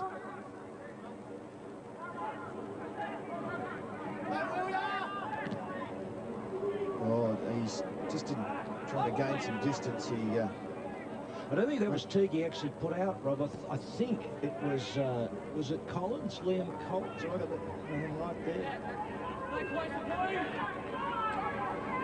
Yeah, number 50, but was it? I'm not sure. Maybe I was wrong there. I just thought it was, but anyway. Not long. Right to Lascott. But the goal would have been handy, wouldn't it? Because they need to bang one through. Harris up high with this well, then tackle on Culpet. Two players hard of the ball. Cooper, great game so far. 3 goals to him. Lascott. Good spotting to Lowcock. And Jones takes the mark. Andrew Lowcock from Myrtleford originally. Uni Blues. Top-up player. 1 of 7 for the Kangaroos. Yeah. No, Phil. This'll hurt the Blues. They bring this goal. They've had the ball up inside their 50.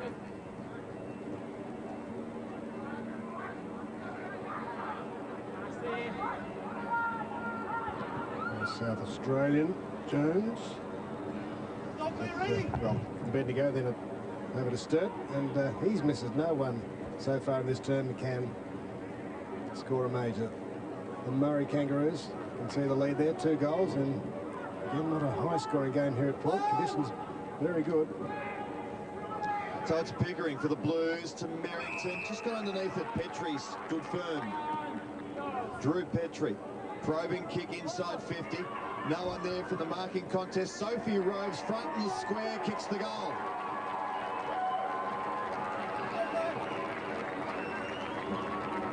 He's a little low wide. Joel Sophie. Another one of those 7 top-ups. They're pretty smooth, really, the Kangaroos, aren't they? They've had a flat spot in recent times, but we know they've had players out. And maybe with a full side, they could do some damage. I don't know. I don't know whether they're really up to the others, but I know, Rob, you think they're a bit of a chance. They did look pretty clean today. Carlton, by contrast, have got a few little issues in terms of the lineup. They're still struggling to get that forward half organised. Petrie and Merrington, nil all there. Carlton pounces on it. Line ball. Chatfield was on the contest. Out on the fall from Liam Collins. Not quite. Yes, it is on the fall.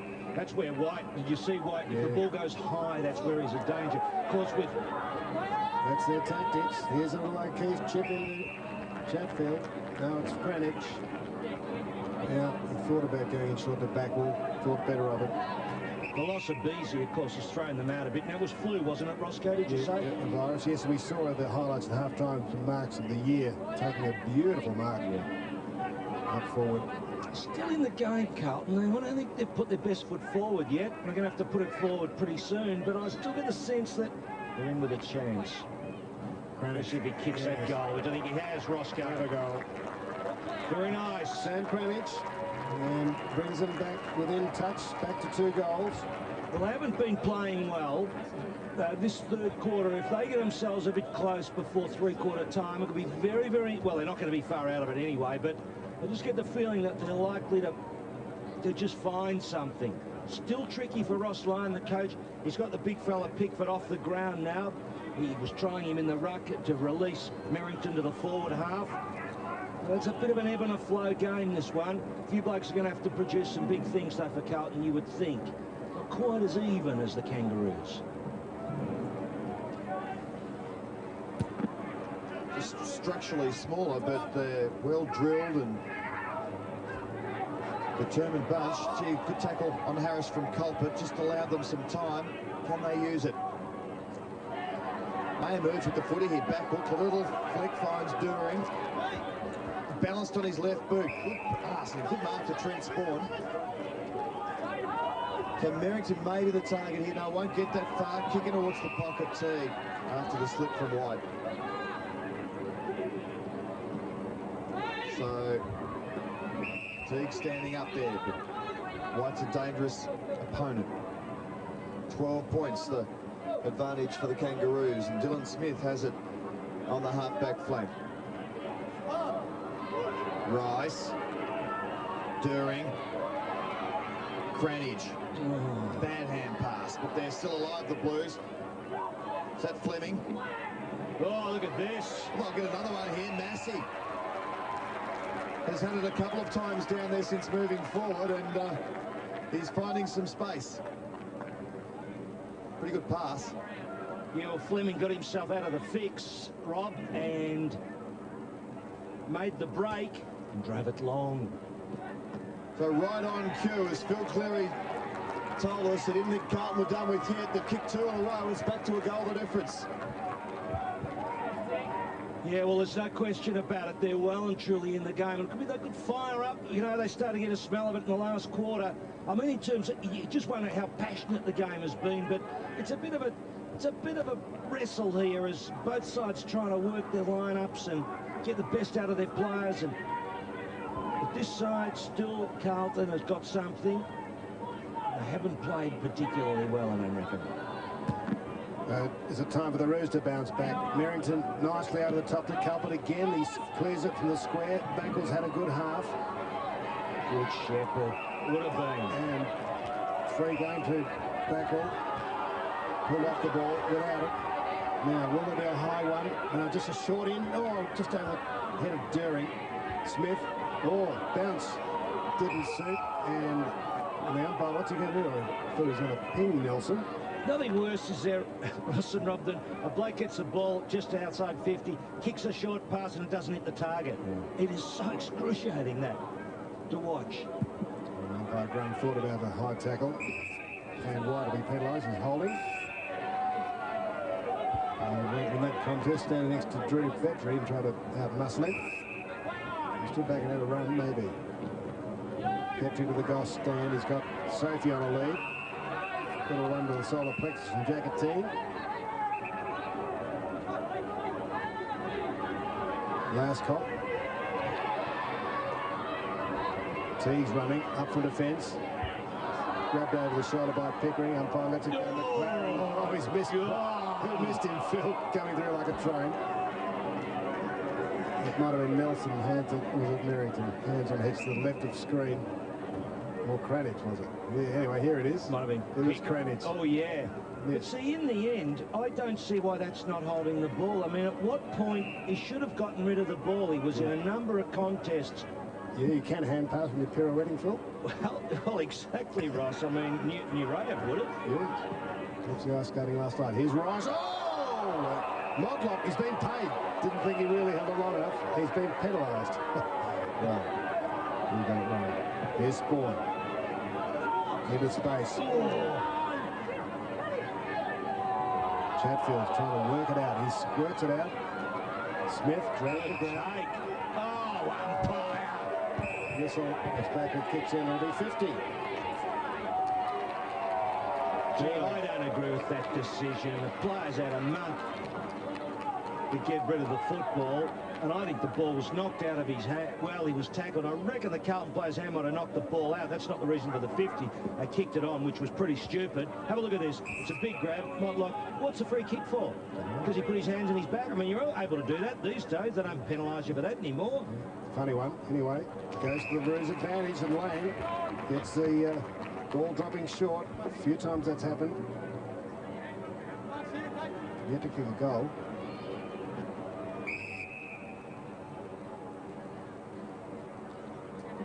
And not a lot of possession for Adam Lang.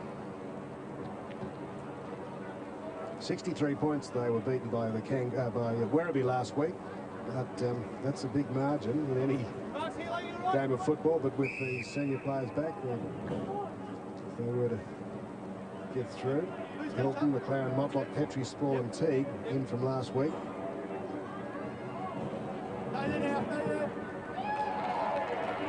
Lang gets his first. Drop that. Well, you know, 50-metre penalty up the other end was costly. Had possession. Just see how easy it is to turn the ball over.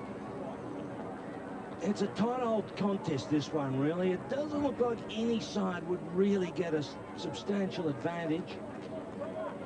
There are here and there costing sides, one or the other side.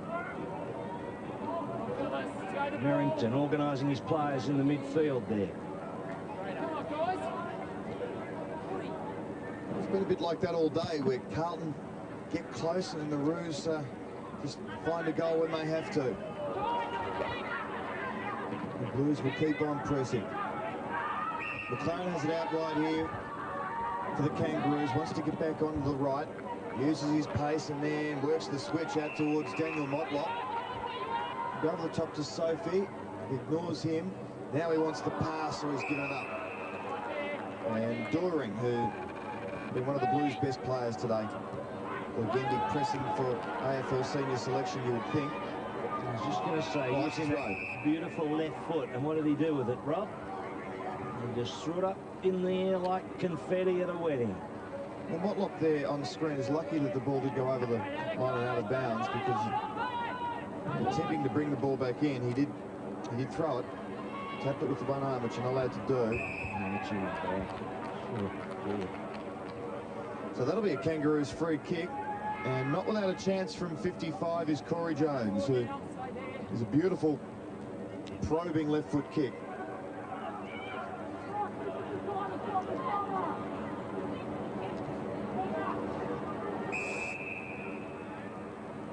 probably expect better stats than that to half-time for the young man. You'd be expecting him to get it at least 20 to 25 times a game. Still, he may have been playing in the graveyard half-forward flank for a while. Won't be a goal. It's in the danger area, though. Doering to make amends. Oh, dear, that's a fumble, and they'll probably take the point in the end. Dear, oh dear, who was that? Derling rushed it through. A bit of a fumble. And you see, well, so much for the Kangaroos. 3-4-5 or whatever it was, Ross. 3-4-4. I remember that much. Smith over the top. Fumble. That's tight. No space to work in. I don't think they could remember, because I saw a few of them there actually saying that the blatant issue was a 3-4-4 or 3-4-6. I was reading his lips and they ended up with not much happening. Do you reckon it's as effective as long bombs to snake? You know, Barassa's No, I like motive in the 70s? Long bombs to snakes are beauty. Super. And very simple. See, footballers, well, let's not go there. Doering. Ooh, had a moment. Carlton from Merrington. Deliberate. What'll I think of that? So I suppose you would have shed a few tears watching something in the air the other night when the fellow was run over by the tractor. It was a bit early for me. I'm still at work, Phil. Don't you have a TV in the office out at Monash? You know, they get struggling out there, are they? Yeah. All universities, Phil. Obviously not where Phil does a bit of work. No, I won't go there. Quick kick by Petrie, and he misses. Petrie, Phil, North Ballarat, and drafted. And when and so what's the other fellow, the ruckman who went to Sandy? It's Melbourne's list. The youngster. Anyway, so they lost those two, and Peter Sunnell came out of retirement to fill in the ruck. So he's retired now, Peter. So Jolly. Darren Jolly, that's right. Thank you. Good call. Good get, Rob. You on widescreen out at Latrobe, Phil, on the big digital TVs out there? No? Okay. Doering goes to the boundary line. Smith, the well-known lead. Cooper to Petrie. He's got to push in the back. Cooper.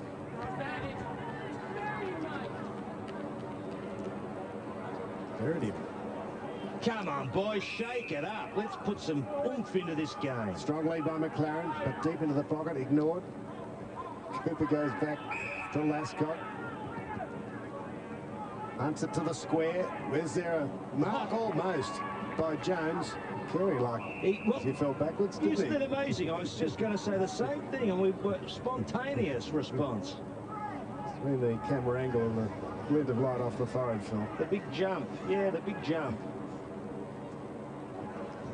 That'd be a good interchange and a good top-up. Well, Smith, great ruck work. They can kick a goal here, and they have. Motlop. Well, wonderful ruck work there from Lindsay Smith. You don't often see that. She's athletic, isn't he? He just seemed to float in the air, and he picked out Motlop with a great tap. And now the Roos have established just about the game's biggest break. Yes, 19 points, Phil. Yes, we'll see this with... Now, look at Pickford there. He is outplayed there in that ruck contest, and the Carlton boys not covering that. It's one of the things you'd go through when you're coaching, Rob. So often the things that terrified you was throw-ins in the forward pocket, you know, and you wanted to cover all of those and not let an easy goal get kicked. In the end, Motlop made it look easy. Oh, beautifully stolen for the Blues.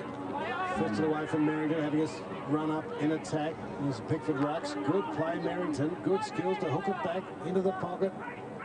But too close to the line for a forward scoring opportunity. He really needs to take those marks, Roscoe, doesn't he, to be a real senior player. You know, when he's down there, he's not against a, well, not a real tall, but he got the sit there, and he just didn't have the hands right. Well, Joel White will... one of the interchange players will ruck against Barrington, who won it easily, but Smith crashed into him on Barrington, working hard. He got the hand pass out, doing a lot of work. Doering spilled it as he took his eye off it. Pratt trying to charge his way through. Doering had the stronger grasp of the ball. Doesn't get much out of he's an athletic player, Merrington, but he doesn't use the body to give himself any advantage. He just generally goes at it free. He's a free-flowing sort of player. Got plenty of class about him. Squirts it towards Durling, and then Durling, short kick, okay, into Fleming. Now it's Campbell. He's not sure what to do. Looking to feed it off. The high options are out now. Not enough room for White to take a run and a leap. Here's a lead from Sinnott, and Sinnott is on a lead. Kick misses him. Joel White kicks to space. Cooper and Pickering. Pickering did well. Cooper harassing well. The numbers. Harding's got pace. He's taken out by Rice. Good play. Sophie tackles Durling. Cooper follows up. Well, how do you see that one? Outball lets it go. Good contest on the outer wing. Dangerous tackle in terms of almost going to give away a free kick, wasn't it? Now, you know, blokes should know that. When you run a bloke down, you've got to turn him over as you grab him. You've got to spin him back. If you just put your body weight straight into his back, you run the risk of a free kick against you.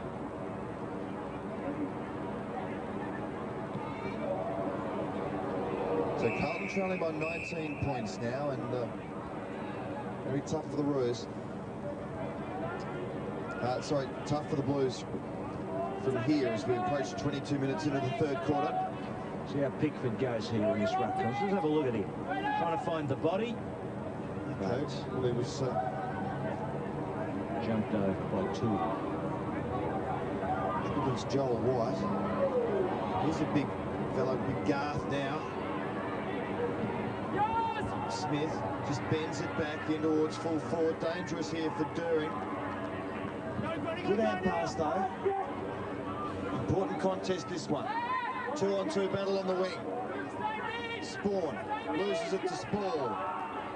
Harding goes back to Spall. Just got a bad bounce at the last moment there. Clark working hard for the Blues and carrying it over was Liam Collins.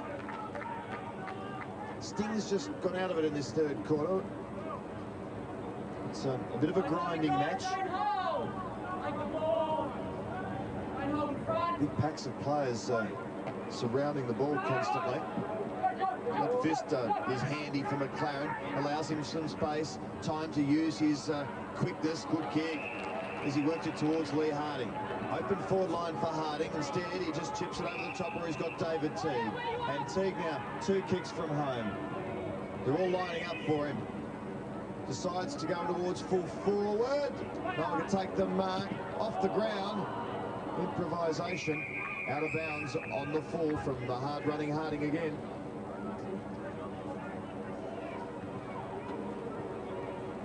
Yes, it was 20 points at one stage, the lead to the Kangaroos in the first quarter, 19 in the second, and 19 again. So each time the Blues have hit back to get within a goal or level it, you get the feeling just got the ascendancy. Watson doing a good job on Petrie, isn't he? Yes, Durling kicks through Merrington's hand. Carlton, good body shepherding to allow Campbell in, but who then stood aside. Carlton, here's the one-on-one they want. Teague Well done, did well. Couldn't allow White to jump at it. Careful not to give away the free. Good play by White. Opens up Clark over the top. Nelson. Won't have kicked many goals. Regular defender. So they hang in and they're back within 13 points. That's a fascinating little cameo, that one. Teague on White there, and you saw it, the ability of the bloke when he could find the body. But as it turned out, the ball spins all over the place. Succession of hard yakka until Nelson's able to... There's White. That's good play. I think Sinnott, wasn't it, in there, that flicking it over the top. Initially, was it? Aaron Clark. Is Sinnott in amongst that too? No, it just looked like him. Aaron Clark. So, hard yakka, but 13 points in it.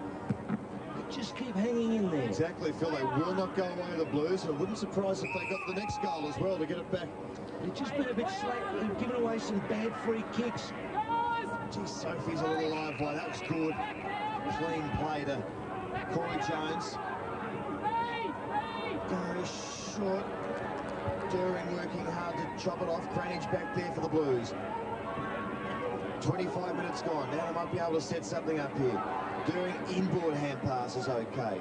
It's kicked towards Massey with the late flyer. Oh, Can bend it around to Merrington on back roll. They both got a bad bounce and then they got a good one. Merrington just juggles it. Carlton, gee, works hard. Carlton, back roll. Deserves a goal. Oh, step the Blues. Deserve better. Wasn't it beautiful the way Carlton lined that up? He didn't use his left hand. You notice he put the ball out with his right. He was able to turn the body, which players do. Yes, here it is. Look at that. That's beautiful play. And he waits till the little bloke Backwell's got in front of him, so he's got no one to go past, and he just hits the post. McLaren, the kick arena, to Hilton, who could have run on. Chose not to. Back into the square. Another semi-kick in. Pratt. Oh, bringing this AFL keepings off football down here to Port Ross. Oh, very wide to Stevens. Puts it out in front of Jones. Cranage has to work hard. Jones making his presence felt. Cross half forward. Digby Morrell sitting on the bench for the Kangaroos. See the chairman of selectors or a player? Smith. Yeah, he's a player. It's a pretty good half forward. Yeah. Here's White. Started on the bench. And his opportunity for Cooper. Well, we've seen him kick 3 straight. He's been pretty handy.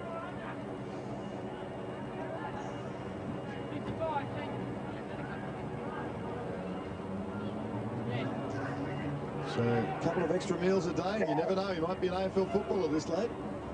Maybe you have to give those biceps a bit of a pump up.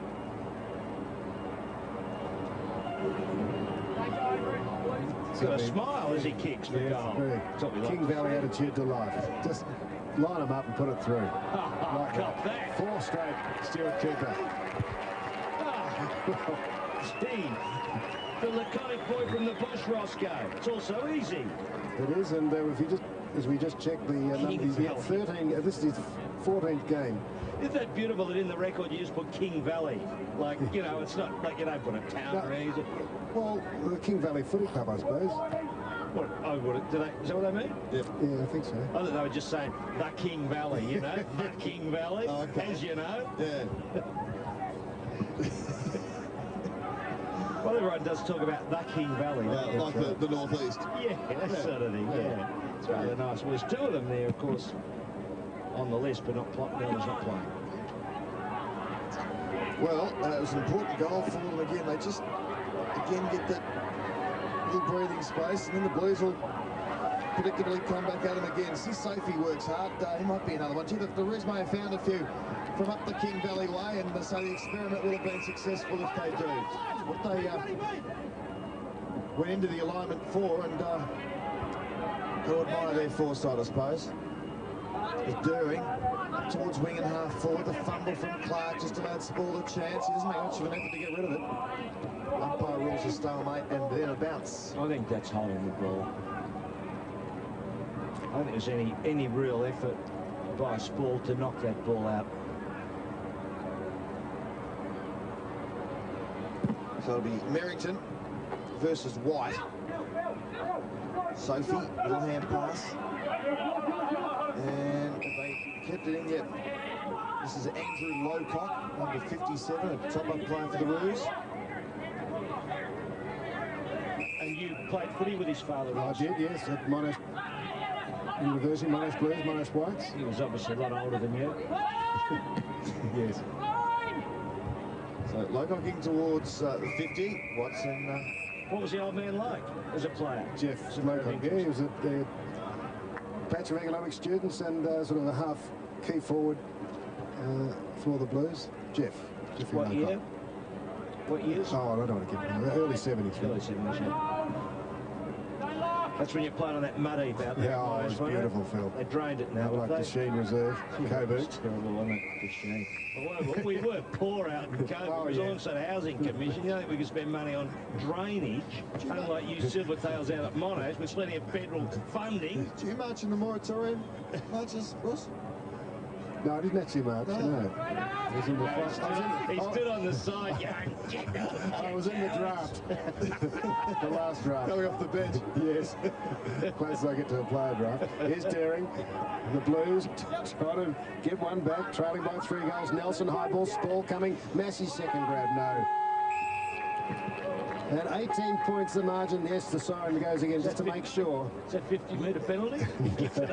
No. It was 14 points at quarter time, 13 points at half time to the Roos, and now they lead by 18.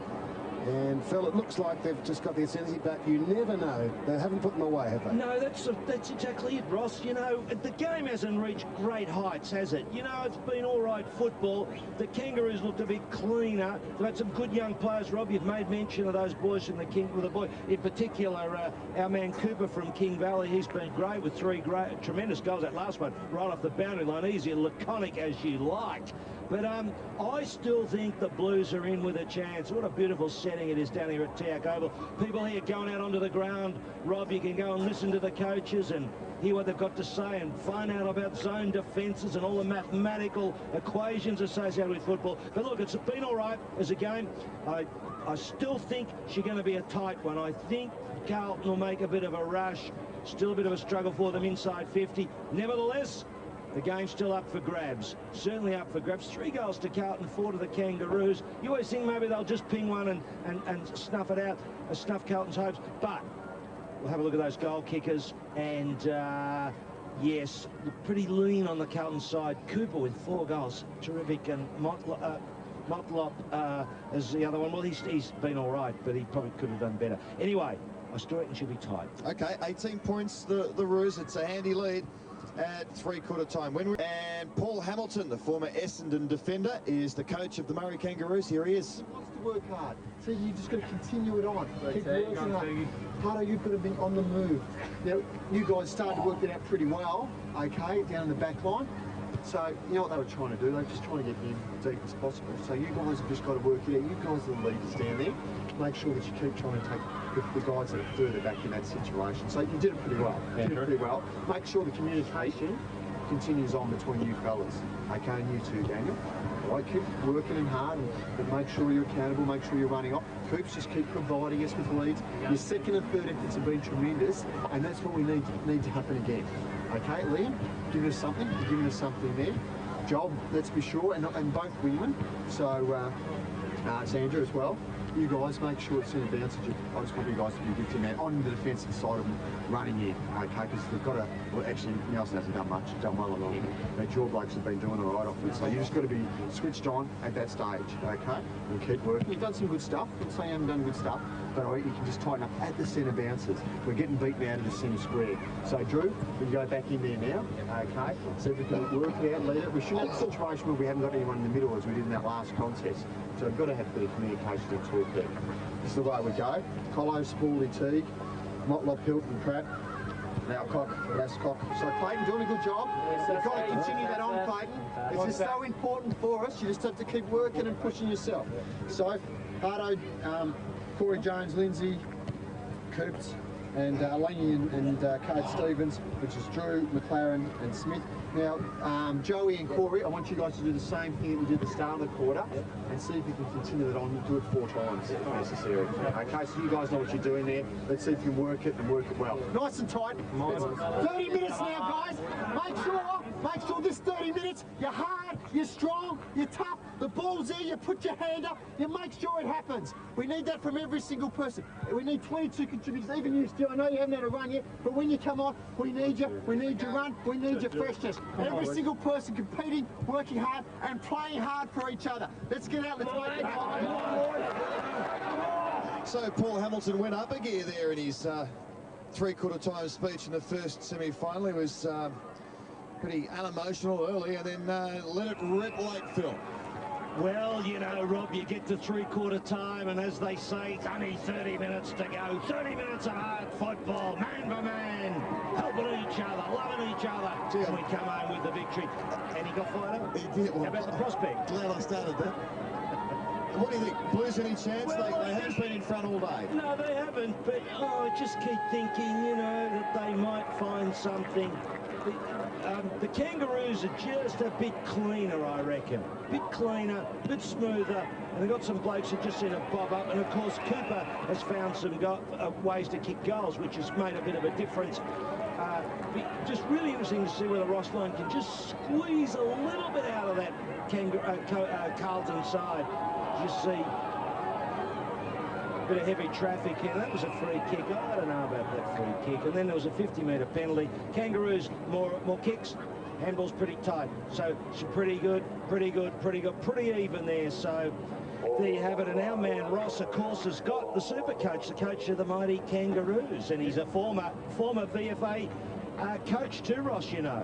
No, I didn't know that. VFA coach in the past, Dennis? Long while ago with Yarraville. Yarraville now defunct. Yes, and just Dennis, it's amazing how close we are to the brand line here. They just can't put them away, Dennis. No, look, it's been a real good contest. I think the Kangaroos have just perhaps held sway, but as you say, Ross, we just can't put them away. Some good kids on your top up list in the Murray area, like Sophie and Stuart Cooper's kicked 4 today. Yeah, look, they've been pretty good. I think guys that we've played in our seniors, Teague's been very good for us. Corey Jones has done very well. There's a lot of good young talent here. But there's no advantage. I mean, anyone could pick up one of these top-up players in the draft. The top-up players are not tied to any club, and anyone can pick them up. Whereas the rookies can be... the rookies are ours, and we'll make the decision on them. Yeah. Well, not involved in AFL finals, but VFL finals, I guess, the next best thing, and maybe they'll be through to it. Well, we hope so anyway. Digby Morell okay? Yeah, he got a knock on the hip, and he's just a bit sore, so we thought it was appropriate to get a more mobile forward line. Thanks, Dennis. At least the coaches, Phil, are honest. They tell us what the injuries are. Yeah, that's good. He's a straight man. He went to a Catholic school. Right. Good VFA player. Thanks. Thanks, Dennis. Thanks. Well, let's see how they go. They lead by 18 points at the moment, the Kangaroos, but the Blues may be able to set something up here. Backwell's running hard, gets it to the other hard worker in Carlton, who gave it then to Pickering, who ran out of room, but Backwell kept going. Oh, this is promising. He just kicked a goal, Carlton. Oh, he's run down in the end. Couldn't do it. They might have another chance. Well, they just overusing of the ball there has let them down. It's been banged out wide towards the wing, and the Roos will be reasonably satisfied. Like, get it out of there. I can't make predictions if they're going to mess around with the football. Like, there was a golden opportunity, wasn't it? And it just went begging. Got a little bit too smart by half.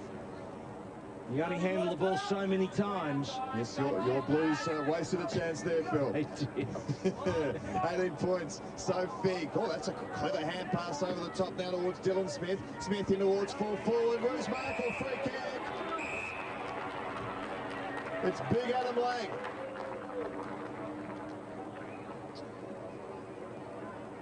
So yes. Lang, it probably hasn't gone on the way the Roos would have liked. He looked to be a real prospect. A couple of bags in the AFL and playing alongside Carey and McKernan and those fellas. And mind you, as a key forward, it's pretty hard to break into that lineup, I imagine. Yes, well, there's a couple of blokes there that can play. And Severio's come across and staked a bit of a claim, so probably an important week or two if the Roos get up for Adam Lang and his future prospects as an AFL footballer. So that's his angle. Beautiful camera shot. Just to make it hard for the Blues. Big kick. Started off okay, but he's missed. Yes, Dennis Pagan coached Yarraville way back many years ago to a grand final, which I think they lost. We also played here at Port Melbourne too, Rob. Played for the Borough. Well, many people forget about Dennis Pagan. He actually played 140-odd games for the North Melbourne and played in their 74 grand final team that lost to Richmond. Really started the great Barassi years. It was unfortunate for him he couldn't play the next year when they finally won one. But here come the Blues now. Pickering receives from Backwell. Has the kick. Poor Teague just got there first. They were bearing down and he kept his cool, which is a admirable trait of his football.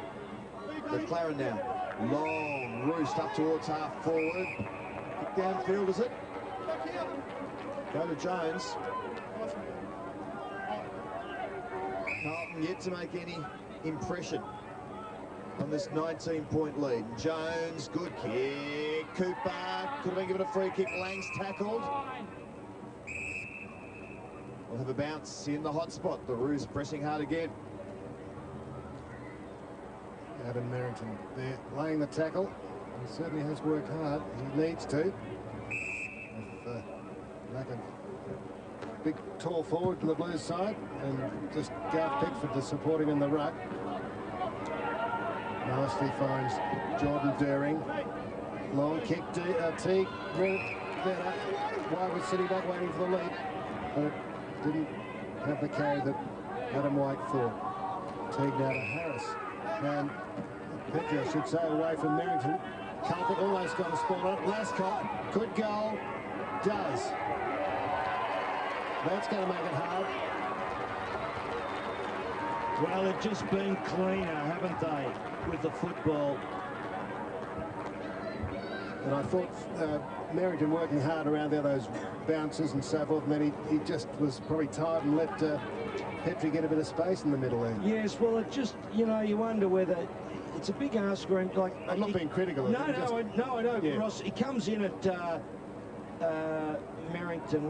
Where's the number? Here it is. There, 192. It's not a real big ruckman, is it? You know, these days the ruckmen are fennec and monsters, and he's got to run around. He'd be better if he could run around as a ruck rover, really, like Yakuta Fides. You know, and you made the point earlier, Rob, and it's exactly right. Well, the margin's out above 4 goals now. 25 points for the Roos. Lop. With a job down the back half too. Clayton Lascott. Culprit late. Merrington, the hand pass was smothered. Rice lends a hand. Good creative kick in the middle. Cranage has got a teammate running past. It was Spawn. Spawn over the top to Nelson. Back to Spawn from 52. He can have a ping. They need this. Will it get there? Yes. Just keep themselves in the ball game. Well, it was a good piece of work. Good running through the midfield. Spawn finished it off. He just had enough space, Rob, didn't he, to just steady and kick the goal. He's been mowed down. But good set of handballs in the middle. And still, Ross Lyon moving players around. See what he can find here. Making interchanges there, as you saw. Spawn slipped that ball through. Yes, Ross Lyon still believing the Blues could win, obviously, at 3/4 time. Body language pretty good. Asking them to run more, to open up spaces. Good mark to Stevens. Cade Stevens, you'd like that one, Phil, too? Cade with a D. Yes. Now, can he get the distance? Thump. He does, but he's put it wide. Yes, I was saying, Ross, Dennis Pagan coached Yarraville. Also played at Port Melbourne after his AFL career as well, so he knew a bit about the old VFA. That's a beautiful kick in from Pickering as he picks out Merrington, and Spawn has it again. Runs it a long way kick. And then plops up for White late. Oh, backing back is John Spall. I was saying good kick in the sense that it was nearly a good kick. It nearly had enough height in it, but the idea was right. That's a good kick as well, Phil. And Smith has it for the Roos. Goes to centre half forward. Oh, it lands over the top here towards Stevens. Stevens wanted to hand pass it towards Lascott. He got him eventually, but by that time he was covered. Stevens goes again. Gee, that was almost a brilliant hand pass over the top. But the Blues, through Culprit, can clear now. And Culprit doesn't have much on offer, so he's just going to slide the kick for safety. He knew if he'd used the left boot, he was going close to the boundary. He wasn't going to get enough height in to give his forwards a chance to get to the contest.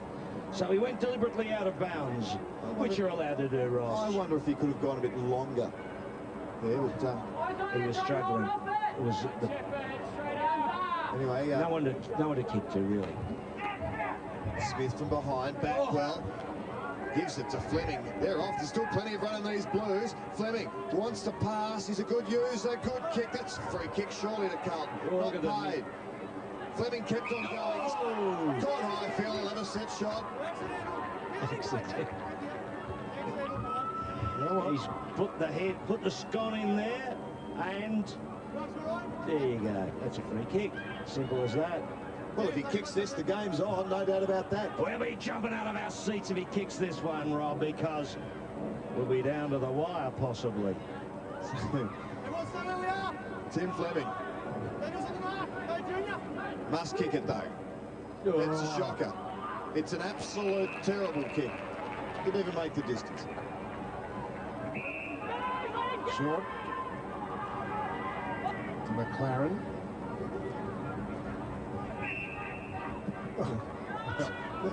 I was going to say, who was he kicking that to? The boundary line. That was well done. I think it was deliberately trying to kick it out. Then from there he thought, I'm not going to get it out of bounds. I might have to run after it. True. Yeah, it's like playing footy with yourself when the other kids in the street won't talk to you. Running down the clock at 8 minutes 50. That's right. Merrington again. Greenwich. Good sidestep. Good kick. Oh, just over the head of Campbell. Believe that. Free kick. Massey is good. Is good. Backwell. Oh!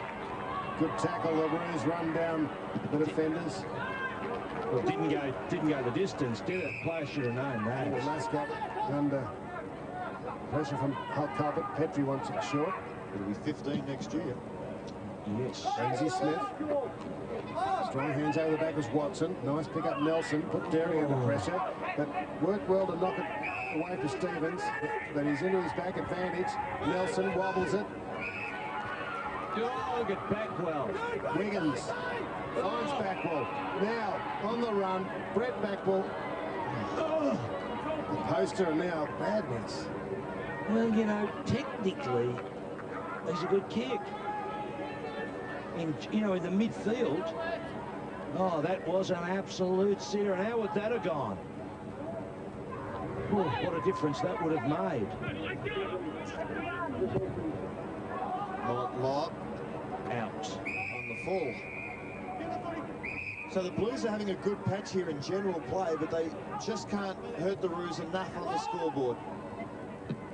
Still a chance, but they've got to take some of these opportunities. Wonky kick from Carlton. Petrie's there. Now they might be able to set something up. The Roos. One-on-one battle here. That's a wonderful mark to Harding. Oh, to Smith, rather. So Smith goes to a one-on-one contest in the square. McLaren all over Jackerton. Gives away the free kick.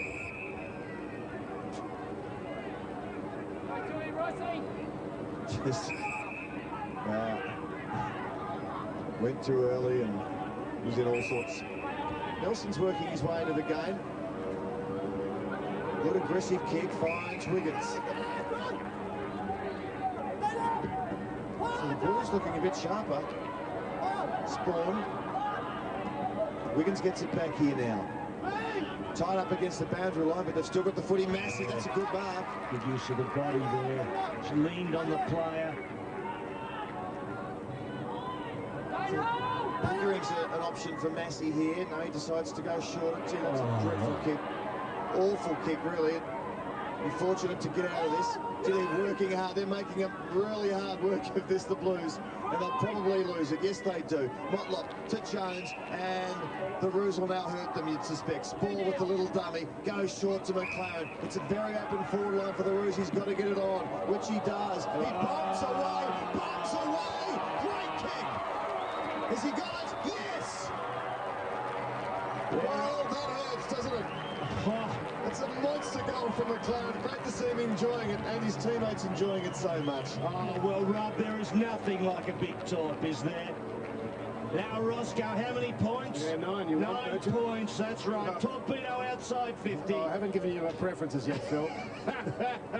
You're still thinking about it, aren't you? You want to know whether the herd's going with you on that one, don't you? Have a look at that for a kick. I tell you, Dennis Pagan would be jumping out of his shoes about that. That has gone a genuine 65 plus. Oh, an absolute blinder. What have you missed?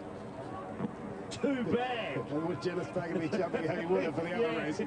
Yes, with a big pitchfork in his hand. Knocked out of the contest, Dylan Smith. He goes for a conventional drop punt to the square, and it will not quite go all the way. It bounced on its nose and went straight up in the air.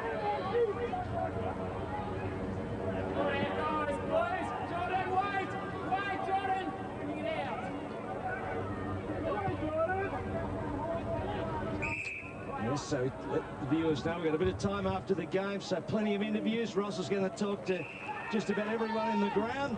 So we can fill up the time. Fleming in towards full forward. White working hard on tee. Oh, advantage. And, well, I'll have to score a goal. He couldn't possibly miss this, could he? They've wasted a few, but no, the goal has been scored by Aaron Clark. So the Blues just do enough to hang in there, but they're not making any headway. They're having a dip, aren't they? They're having a go, but you know what, Rob? They're pushing hard, and you only got to have a couple of things go right for them, don't you? And who knows? That blinding goal from McLaren, a big torpedo, has really brought the crowd to life, but Carlton's responded. I don't think Carlton have ever led. They were level early in the second quarter. After Pickford's goal. Oh, good play. There was Carlton. And Cranage couldn't break clear. With a look of determination on Heath Carlton's face as he gives the ball to umpire Graham.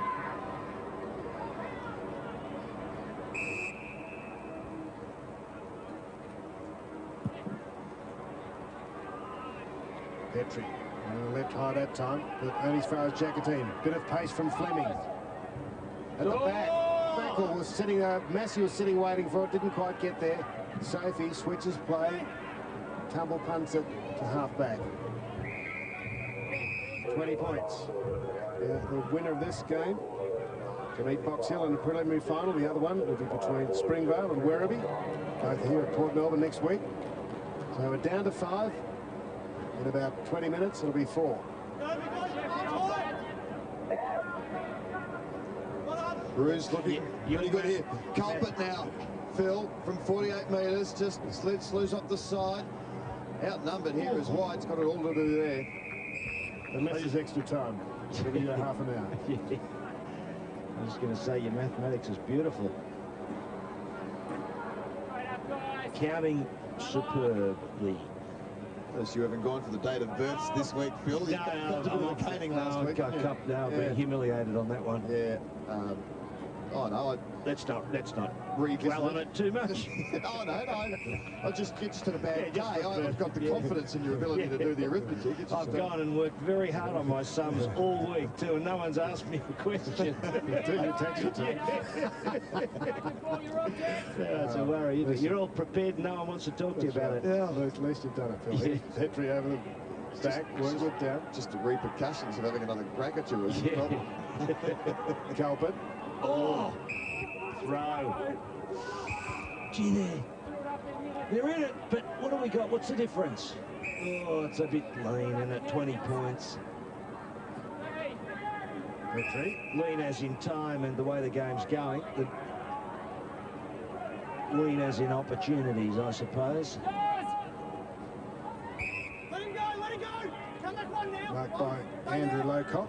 Of course, they were one of the form sides, Roscoe and Rob. You know, the Kangaroos, a lot of people are talking about them as the side for the flag. Top 4 finish. 13 wins, 7 losses. Just playing possession 30 now. So if they did this at the pictures or the theatre, you'd want your money back, wouldn't you?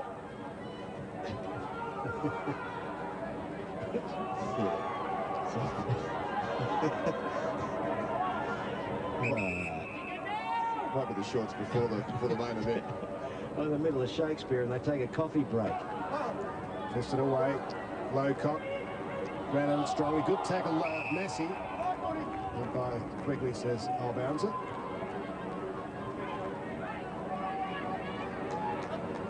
Lovely to see your man, Charlie Watt, we're talking to at half-time. Charlie Reid, yes. So would I say Charlie Watt is the great guitar, the great Rolling Stone man. Or curator of the MCG, perhaps. Yes, as well.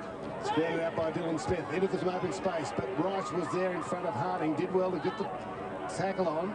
Jacatine and McLaren. Good contest there. So the Kangaroos keeping it tight. The Blues playing all their cards. Haven't got many to use.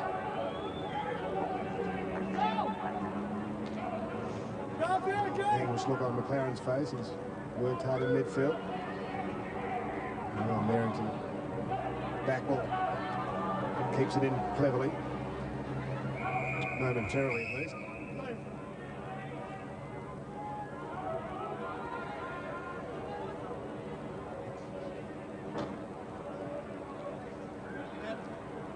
20, Petrie. Andrew Meriden. Sleep well tonight. Quick little kick forward for the Roos. Lowcock again. Missed Harding. Running on it with the ball is McLaren. Oh, good play. Jones. Missed Stevens, who's got another opportunity away from Rice. Oh, that's brilliant. Harding loves a goal. That's not a bad snap. Oh, he's happy with it. He's happy with it. Yes, others are too. Adam Lane. Lee Harding, who hasn't been amongst the goals as he usually is. He's kicked 2, but he's been a will of the West all year and been in the top 10 in the VFL goal kicking. Well, Dean Rice has had the job on him, so he's had an experienced player minding him. I think he's had the job there all day. And I see Dean Rice there lamenting. He's in the contest, lamenting what's happened, because he goes into the contest and slips out of the next one. And Harding does what people know he can do and kick a great goal round the corner, and he loves it.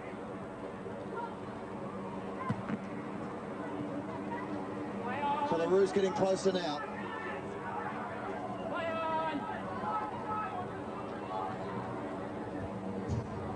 (101 to 75 here.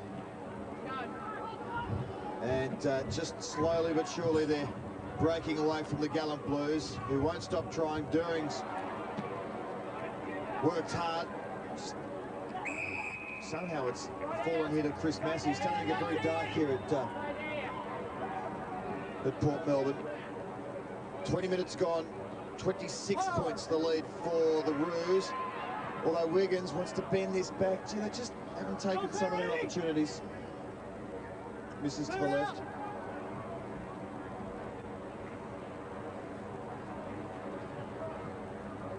What have we got? We've got next week's results being...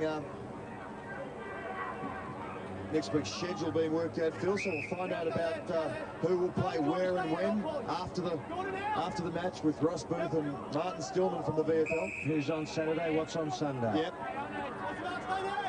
Abbott Costello, Phil. It's a great... I heard it on Derek Gill's program the other day. I had to pull the car up, Ross. I was laughing that much. Ball kicked inside 50. Lascott gathers. Spinning out of trouble, Lee Harding. Keeps his balance. Hand pass not so good. O'Keefe, Rice was under the hammer. Spawn, high ball. Good work, fall by Panic. Had a good afternoon. So has Backwell. Assists. Motlop. Some brilliant things. Got a lot, Spawn. And still the Blues keep coming. O'Keefe. White's the target. 2-on-1. Teague there in support. And the White goes to ground, and the Roos, should say, will clear. It's been good back there, Teague, and Lowcock there just tried to do it a bit too much and has been penalised. So Kid Doering's had a lot of the footy today. How's the left foot kick? Beautiful. Finds O'Keefe. Oh, Teague, how about that for a grab? Free kick anyway. Not paid, but Fancy taking that off him to give his teammate a free kick. Wonderful skills. That means that doesn't qualify for Mark of the Year, does it? Because it wasn't paid. Yes, that's exactly right, Phil. Oh, Ross, talk to that umpire on the way through, will you? There's his sense of occasion. Look at that. No, we'll put that in. That's got to go in. Don't worry about that. He still marked it. He could be oh, look at the rain coming down too. Oh! He could be the moral mark of the year. Oh, get the laundry off the line. It is belting down here at Port Melbourne all of a sudden. Well, Ross, you're in trouble. You are supposed to tell the people of the suburbs when the rain's coming so they can get the clothes off the line. Have a look at that. So it's going to be a wet finish here, and well, let's face it, we need the rain.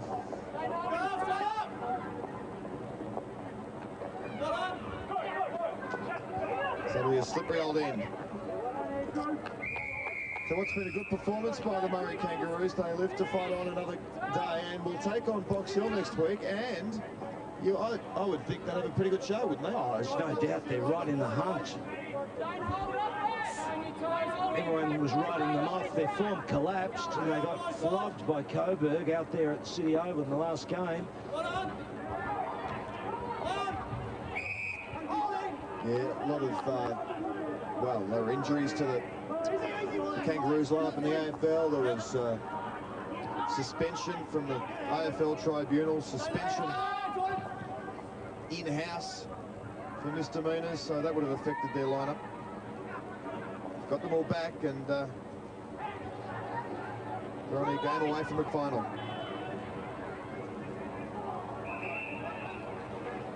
Yes, it's going to be a wet finish, very wet. Cooper coming off, he's kicked 4. One of their top-ups.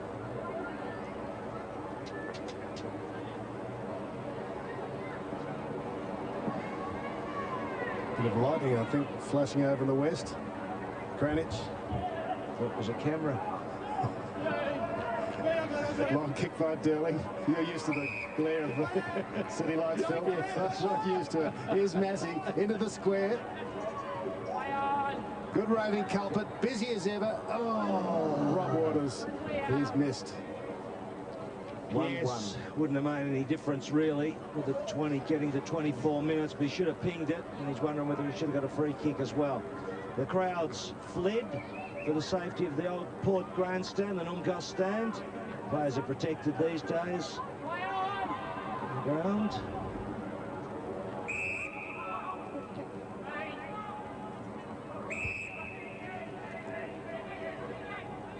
So we're just winding down the clock here, and who'd you pick, Ross, today?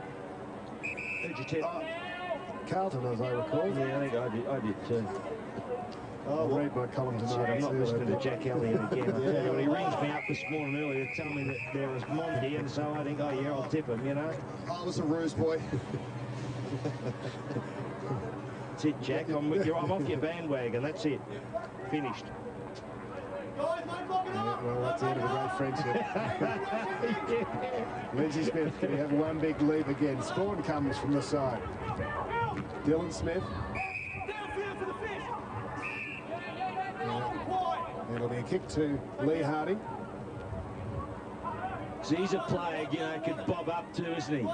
He could bob up in a final and do you a lot of damage. Yeah, on with a bit more space at Optus Oval, could be dangerous. Oh, he's kicked that a long way, right to and over the square, but to the wrong side of that big post.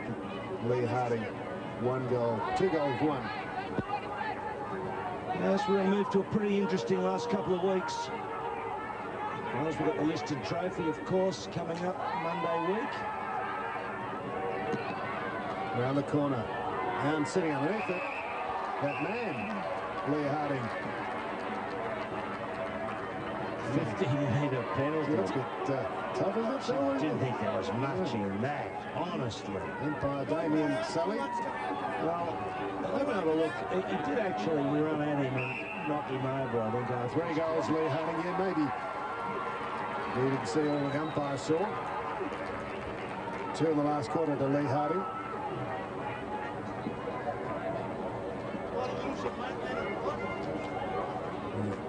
There we go. Marks. Not a lot in it, but well, he's closer, and the rule is designed to stop players being infringed after they take the mark. I suppose really there he should have grabbed him. Stuart Cooper with the top on. Laying there, and Petrie. So the Kangaroos are going for Jones in the middle. Cranich, quick kick. Spall, chased by Derling. Cranich again, calling for it, Chatfield. Bit on behind play as we follow the ball, through half back. Ooh, Fleming. Well, he's known for his pace, and he got out of trouble with some athleticism. White can't get into it. Teague's done well. White a chance. Massey having to provide him up forward. Push in the back, but Massey will get the free. The push coming from Motlop. Advantage made.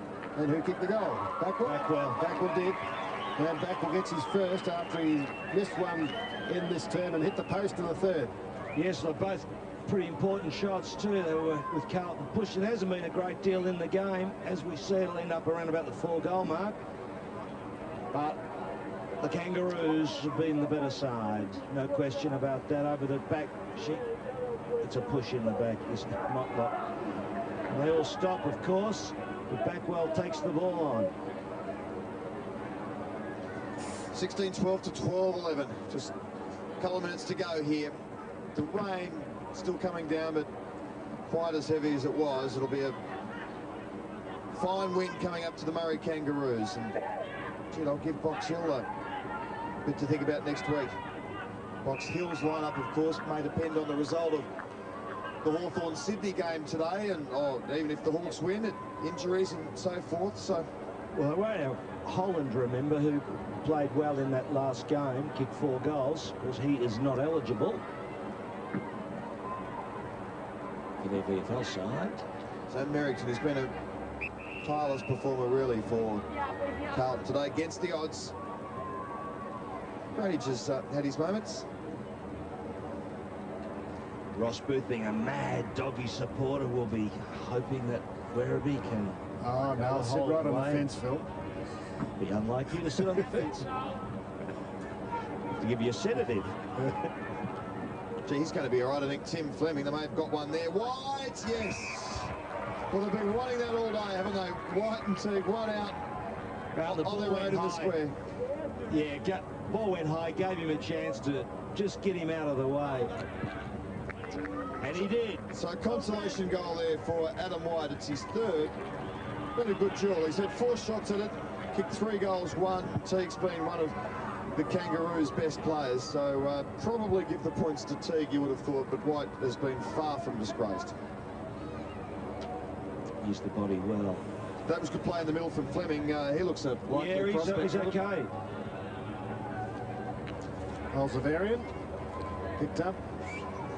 Plays with the Olsavs last year, one of the 6-mate flag. They're out of it, Phil. Beaten last week by St Kevin's. I think it's Marcelin and St Bernard's in the second semi today at Elswick Park. Tell you what, the Catholics are running the competition, aren't they? Don't worry about that, Phil. They have been for a while. Carlton keeps trying hard. It's all over. The Blues are out of it. The Kangaroos go. So a fine win for the Murray Kangaroos, and they live to fight another day. They're into a preliminary final in the VFL. And I'll tell you what, last year that would have looked a fair way off early in the season. The experiment didn't seem to be working, and they got flogged a few times. But how they kicked on, and really with a similar list of players, and here they are a year on after joining forces with the Ovens and Murray region. They can be well satisfied and pretty proud of their efforts to do so, because they're in a preliminary final of the VFL. They're developing players and giving youngsters from the region an opportunity. It's terrific to see. Yes, indeed. It has been an interesting experiment. It'll be intriguing to see whether they push a little bit towards Canberra. We've got Tasmania in the competition. I know Canberra would like to have a side. They've been frustrated by not having an AFL side play out of Canberra. Interesting to see what you would do with a VFL side playing out of Canberra and how can it be a VFL competition. But the AFL's marched on. The crowds in Tassie have been terrific, and if you had the whole city supporting a team in Canberra playing in the VFL, well, so be it. And there's the boys. Look at that, Rob. Look at them. They're just counting it out. 2 plus 1, plus 1, plus 1, plus 1, plus 1. And doing it the old way. There's no personal organisers there. It's the old-fashioned way, Phil, which is what we like at the VFL. That is just beautiful. Not missing a beat, the boys. At some point, they'll tell us, they'll give us the all clear. Anyway, the Kangaroos, they're pretty good. They're smooth, pretty clean with the football. And a few players just bob up at critical times. Cooper bobbed up, kicked a couple of pearlers. And in the finish, Harding showed that he will be, oh, there we get it. Yes, it's official. And the crowd cheers at the fact that it's now the score's official. The Carlton boys, Dean Rice. The cheers also might be accompanying Dean Rice. Yeah. Good to get a camera in there to escort him off and talk to him as he's played his last game. Perhaps, well, he certainly has a VFL football. I wonder if he'd go around again in the VFL next year. Who knows? Even though he has retired. Well, I mean, some clubs like Essendon, for example, have used Shorty Denham as I think he'd been the captain of their side, isn't he? Captain of their VFL side. So, you know, some clubs think there might be worth exploring that, and they've had a couple of other players like Marnie play as a VFL player. Well, Ross, you're right down there's a bit of rain. I hope that Broly's looking after you. We don't want to see you get wet and damp and all the rest of it. The gods are smiling, Phil, and just a bit of the clouds have parted on the Murray Kangaroos. And winner of the TXU ABC Player of the Day is Joe McLaren. Well done, Joe. Congratulations. Thank you very much. Well, into the prelim final, and your first year with the Kangaroos. It was a strange sort of contest. They drew level in the second quarter, but you always sort of held sway, but couldn't put them away. Why was that, do you think? Full credit to Carlton. They had a pretty good team on the park today, and I know we were just lucky. We got a bit of a good start and went on with it from there. So, yeah, the conditions suited us, I suppose. When it's a contested game, yeah, we're going to play pretty good footy, I think. So compared with, so AFL grounds, say Docklands, MCG, Cardinia Park, Port's a bit harder to find space, is it? Oh, yeah, definitely. It's probably not as big a ground as what we'd like to play on, but the service is tremendous. Full credit to whoever keeps the ground in this good a nick, so has a lot of games on it. And yeah, I think that we'll be playing back here next week against Box Hill. That's right. Box Hill was a great game, I think, out at Box Hill. About 5,000 people on an AFL split round, and they narrowly beat you that day, but yeah, it was certainly a great contest. Yeah, no, they're a good side. With a bit of luck, we can get over next week and get into the granny and have a crack at it. Now, you've been practicing your torpedo punts? Yeah, no, just a lucky one, I think. Just whacked her on the boot, and yeah, she took off, so... What would the coach have said if it missed? Oh, the old saying, live by the sword, die by the sword. Good on you. Thanks very Joe much. McLaren, one of the very good players for the Kangaroos there in Good on your assist with Joe McLaren there, and that's with Joe, if you've just joined us, kicked a wonderful torpedo goal from about genuine 65 to 70 metres, and it was the one that really sunk the Blues in the final quarter. And the great thing was he really enjoyed it, as everyone does, Phil, when you get on the talk. Exactly. Paul Daffy has done this book on local rights, a year of grassroots football in Victoria and beyond. It's a lovely little read, and he says nothing thrills like a long torpedo. It's one of the great aspects of the footy game. So that's for you, Bev, to have a read of, and Rob as well. Paul Daffy, a good man, and local footy, and we get the suburban games down here at Port. And look, they're not bad. It's a bit hard. It's not like kind of in the AFL where there's more certainty about teams, is it? You know, it's a bit more problematic. I know you're pushing them up. I think there's probably a chance. Yeah. Well, I reckon they're a big chance to knock over Box Hill, and I think the main danger to Werribee, but whether I'm right or wrong remains to be seen. But they were very consistent all day. You said they kicked 4 goals in the first 3 quarters.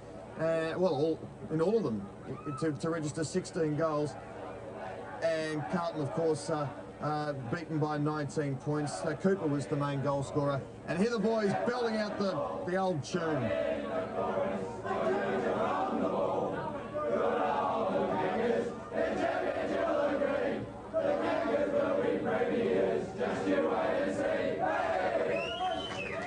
He's been a grand conductor, that man, for many, many years, as Ross Booth sifts through the Roos players, and hopefully we'll grab an interview, possibly with Paul Hamilton there, their coach, who's the former Essendon defender. He's had a bit of an interesting coaching career so far. He went down to Tasmania and coached Glenorchy down there with a lot of success, I understand, and then has been back here with the Kangaroos to take over the aligned side. And he's obviously doing a good job, because they are heading in the direction you want to head, which is towards a grand final. Yes, you see, there's nothing like the moment in the rooms after the game, Rob. It's always one of the best parts of football, you know, to get in there after the game's been won. It's a sort of exhilarating experience, and it kind of makes the whole thing worthwhile. It's a lovely time in the game. Yeah, well, he's got a big job to do. And Dennis Pagan, of course, when he was talking to Ross at 3/4 time, made the point about the young players, and he was impressed with their development. And it's one of the success stories of the VFL. Players like Teague, for example, appearing and doing very, very well and going up onto the list. And there's been a number of players like that. And, of course, your man Plunkett, we were talking about him, weren't we? Saw him running around in the VFL last year. Of course, he was on the doggies list, but look at how the football he's playing at Carlton. Well, he was playing for Williamstown not so long ago, Jim Plunkett, and yesterday he's had 37 possessions or thereabouts, if you don't mind, in an AFL final, and replacing one of the greats of the game, Brett Ratton. So the VFL competition as sort of the learning area for young players and for players to get another opportunity seems to be working. Working also is Ross Booth. Here you are in the dressing rooms, Ross. Thanks, Rob. We're with David Teague. Well done. It was a very even performance by you and a great game by you back there. I do know from inside sources that they tried to target you back there against Adam White, that you came out on top. Oh yeah, the ball delivery down there wasn't too flash to Whitey. He didn't have a real good day, and just having to fall my way quite a few times. Tried to play in front and just get to it first, and yeah, it come up all right for me. It's been an amazing sort of journey for you from early last year as a top-up player from up Coral Rutherglen, and then VFL side, and upgraded from to the rookie list and then to the senior. That's just what this competition's all about. Yeah, it is. I was lucky enough last year to get on the sup list. Got a few games, didn't get a lot of ground time, but obviously North seeing something in me. And when I played this year, did pre-season, was lucky to get rookie again. I think I was only just lucky to get rookie, and then yeah, in the reserves just kept plugging away. I was lucky enough to get in the Victorian side, and then had a good game over there. And then yeah, Dennis obviously saw something and gave me a run, and then held me spot in the seniors the rest of the year. So yeah, I was real happy, really stoked with me. So last year you travelled down, and this year you've been based in Melbourne. Is that right? No, last year I lived in Melbourne as well. I'm doing a PE degree out at RMIT Bundoora. So I've been living in Melbourne for the last 2 years. I trained all last year with the North seniors. So if you're doing all your stretches the right way, you know what to do. Oh, I'm trying to, yeah. Now, did you play in that game against Box Hill? They'll be your opponents in the prelim final. You played in that game out at Box Hill? Yeah, I think that was my last game I played was against Box Hill in the reserve. So yeah, so that should be an interesting game. Not sure whether their seniors won today, but if they lost, then it'll be a really good game with a few of them dropping back as well. So it should be interesting. And so you think you can go? I mean, how the passion here? It's just not developing the players. You really obviously love to win the flag. Oh yeah, no, with a real young side, they're really enthusiastic, and they just every week they get out there, they just want to win, give it their all, have a win. And this year, I've noticed more than last year, it's a real team. Everyone wants to do it for each other. So we've been lucky in the sense that when everyone's playing as a team, it comes up well. Team plays a lot better. Good on you, David. Thanks very much. Get on with those warm-ups, and because Paul Hamilton's a bit upset that they may not be doing the warm-ups, so we might be able to go across and have a word to Paul Hamilton, just examining the stats. Come on, Ross. Tell him you want to talk to him. Paul, can we spare a minute? Yeah, you guys will know. Hard day at the office, and could never put them away. No, we couldn't. Look, they're a spirited side, Carlton. We knew it was going to be a tough game, but probably two sides with different styles, and it was really going to be about who could play the game in the style of football they wanted to play it, and it sort of ebbed and flowed. They sort of got their style of football going, and then we probably got into the contested situation a bit, which is what we wanted, I suppose. And just could you elaborate on what you see as the different styles? They're a bit limited what they could do with the lack of tools. And yeah, that's right. So because they didn't have the tall marking players, they had to play a running style of football. They had to try to create a loose man, get the uncontested situation going, and use their probably superior running. They also had some really good runners in the side. We had a stronger marking side, probably better in the contested situation.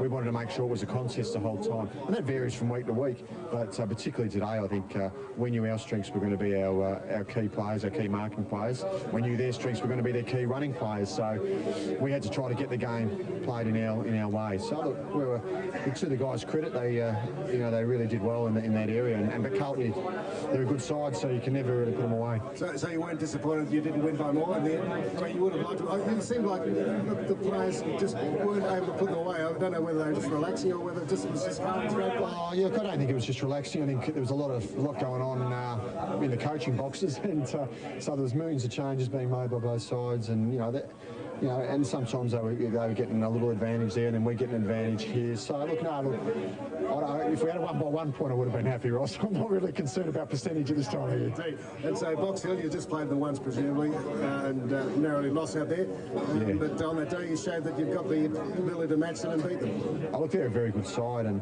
I know Donald will have them up firing. So look, we'll look forward to the contest. We're just excited to be here in the finals. Last year, the Murray Kangaroos only won 4 or 5 games, so we want to be competitive this year. So, we're in a preliminary final. The guys are excited about that, but we'll be focused, and we'll give them a good run for their money. What about the playing list? Can you add to the strength of that, or you got injured players to come back for injury? Well, there may be one or two. Ricky Ollerinch or Ippy improves a little bit. There could be one or two, but yeah. Okay. Cards suggest Digby Morrell got a bit of a knock. Is he okay? Yeah, he should be okay. It wasn't anything major, but it was something that was just inhibiting him a little bit, just a knock, that's all it was, no soft tissue injuries. So we'd expect him to come up, but we couldn't take any further risks. If he got another knock on it, it might have been dangerous. And Stuart Cooper, 4 goals, not bad. Yeah, pretty impressive, Stewie. He's had a reasonable second half of the season, and you know, he's a guy that we just pulled out of the back blocks and at the start of the year, and so it's a credit to our recruiting team to find him. And in fact, it took a fair bit to find him. Between myself and Neville Stibbard, we eventually got hold of him, and he's been productive for us this year, and he obviously shows he's got some talent. Thanks, Paul. Now, Rob and Phil, I heard Paul Hamilton on community radio yesterday, 3SR, saying that he just took up coaching as a part-time job to fill in between his uni degree, international finance, and liked it so much. So that's an interesting way to get in. Congratulations, Paul, and good luck in the prelim final. Thanks, Ross. Can you ask him what shares I should be on? Don't know if he heard you, but well, the way the overseas markets are going just at the minute, and what the international recession's looming, he may have made a good career choice there. Yeah, well, indeed. It's interesting that they're talking about Stuart Cooper. It's one of those old-style stories, you know, how did they track him down? Neville Stibbard, of course, was a former Port Melbourne player also, who does recruiting for the Kangaroos, and they've tracked him down up there in the King Valley, which is like the old days when they'd find some kid kicking the ball out of the silo. But it's good that they've pushed on trying to, I mean, part of the strategy for the Kangaroos was, of course, to pick up supporters in that region up there around the Murray. Now, whether it's worked or not's another matter, but they've produced a few young players, and they were playing with spirit today. And I tell you what, Hamilton seems pretty keen about, and the boys do too, pretty keen about the finals.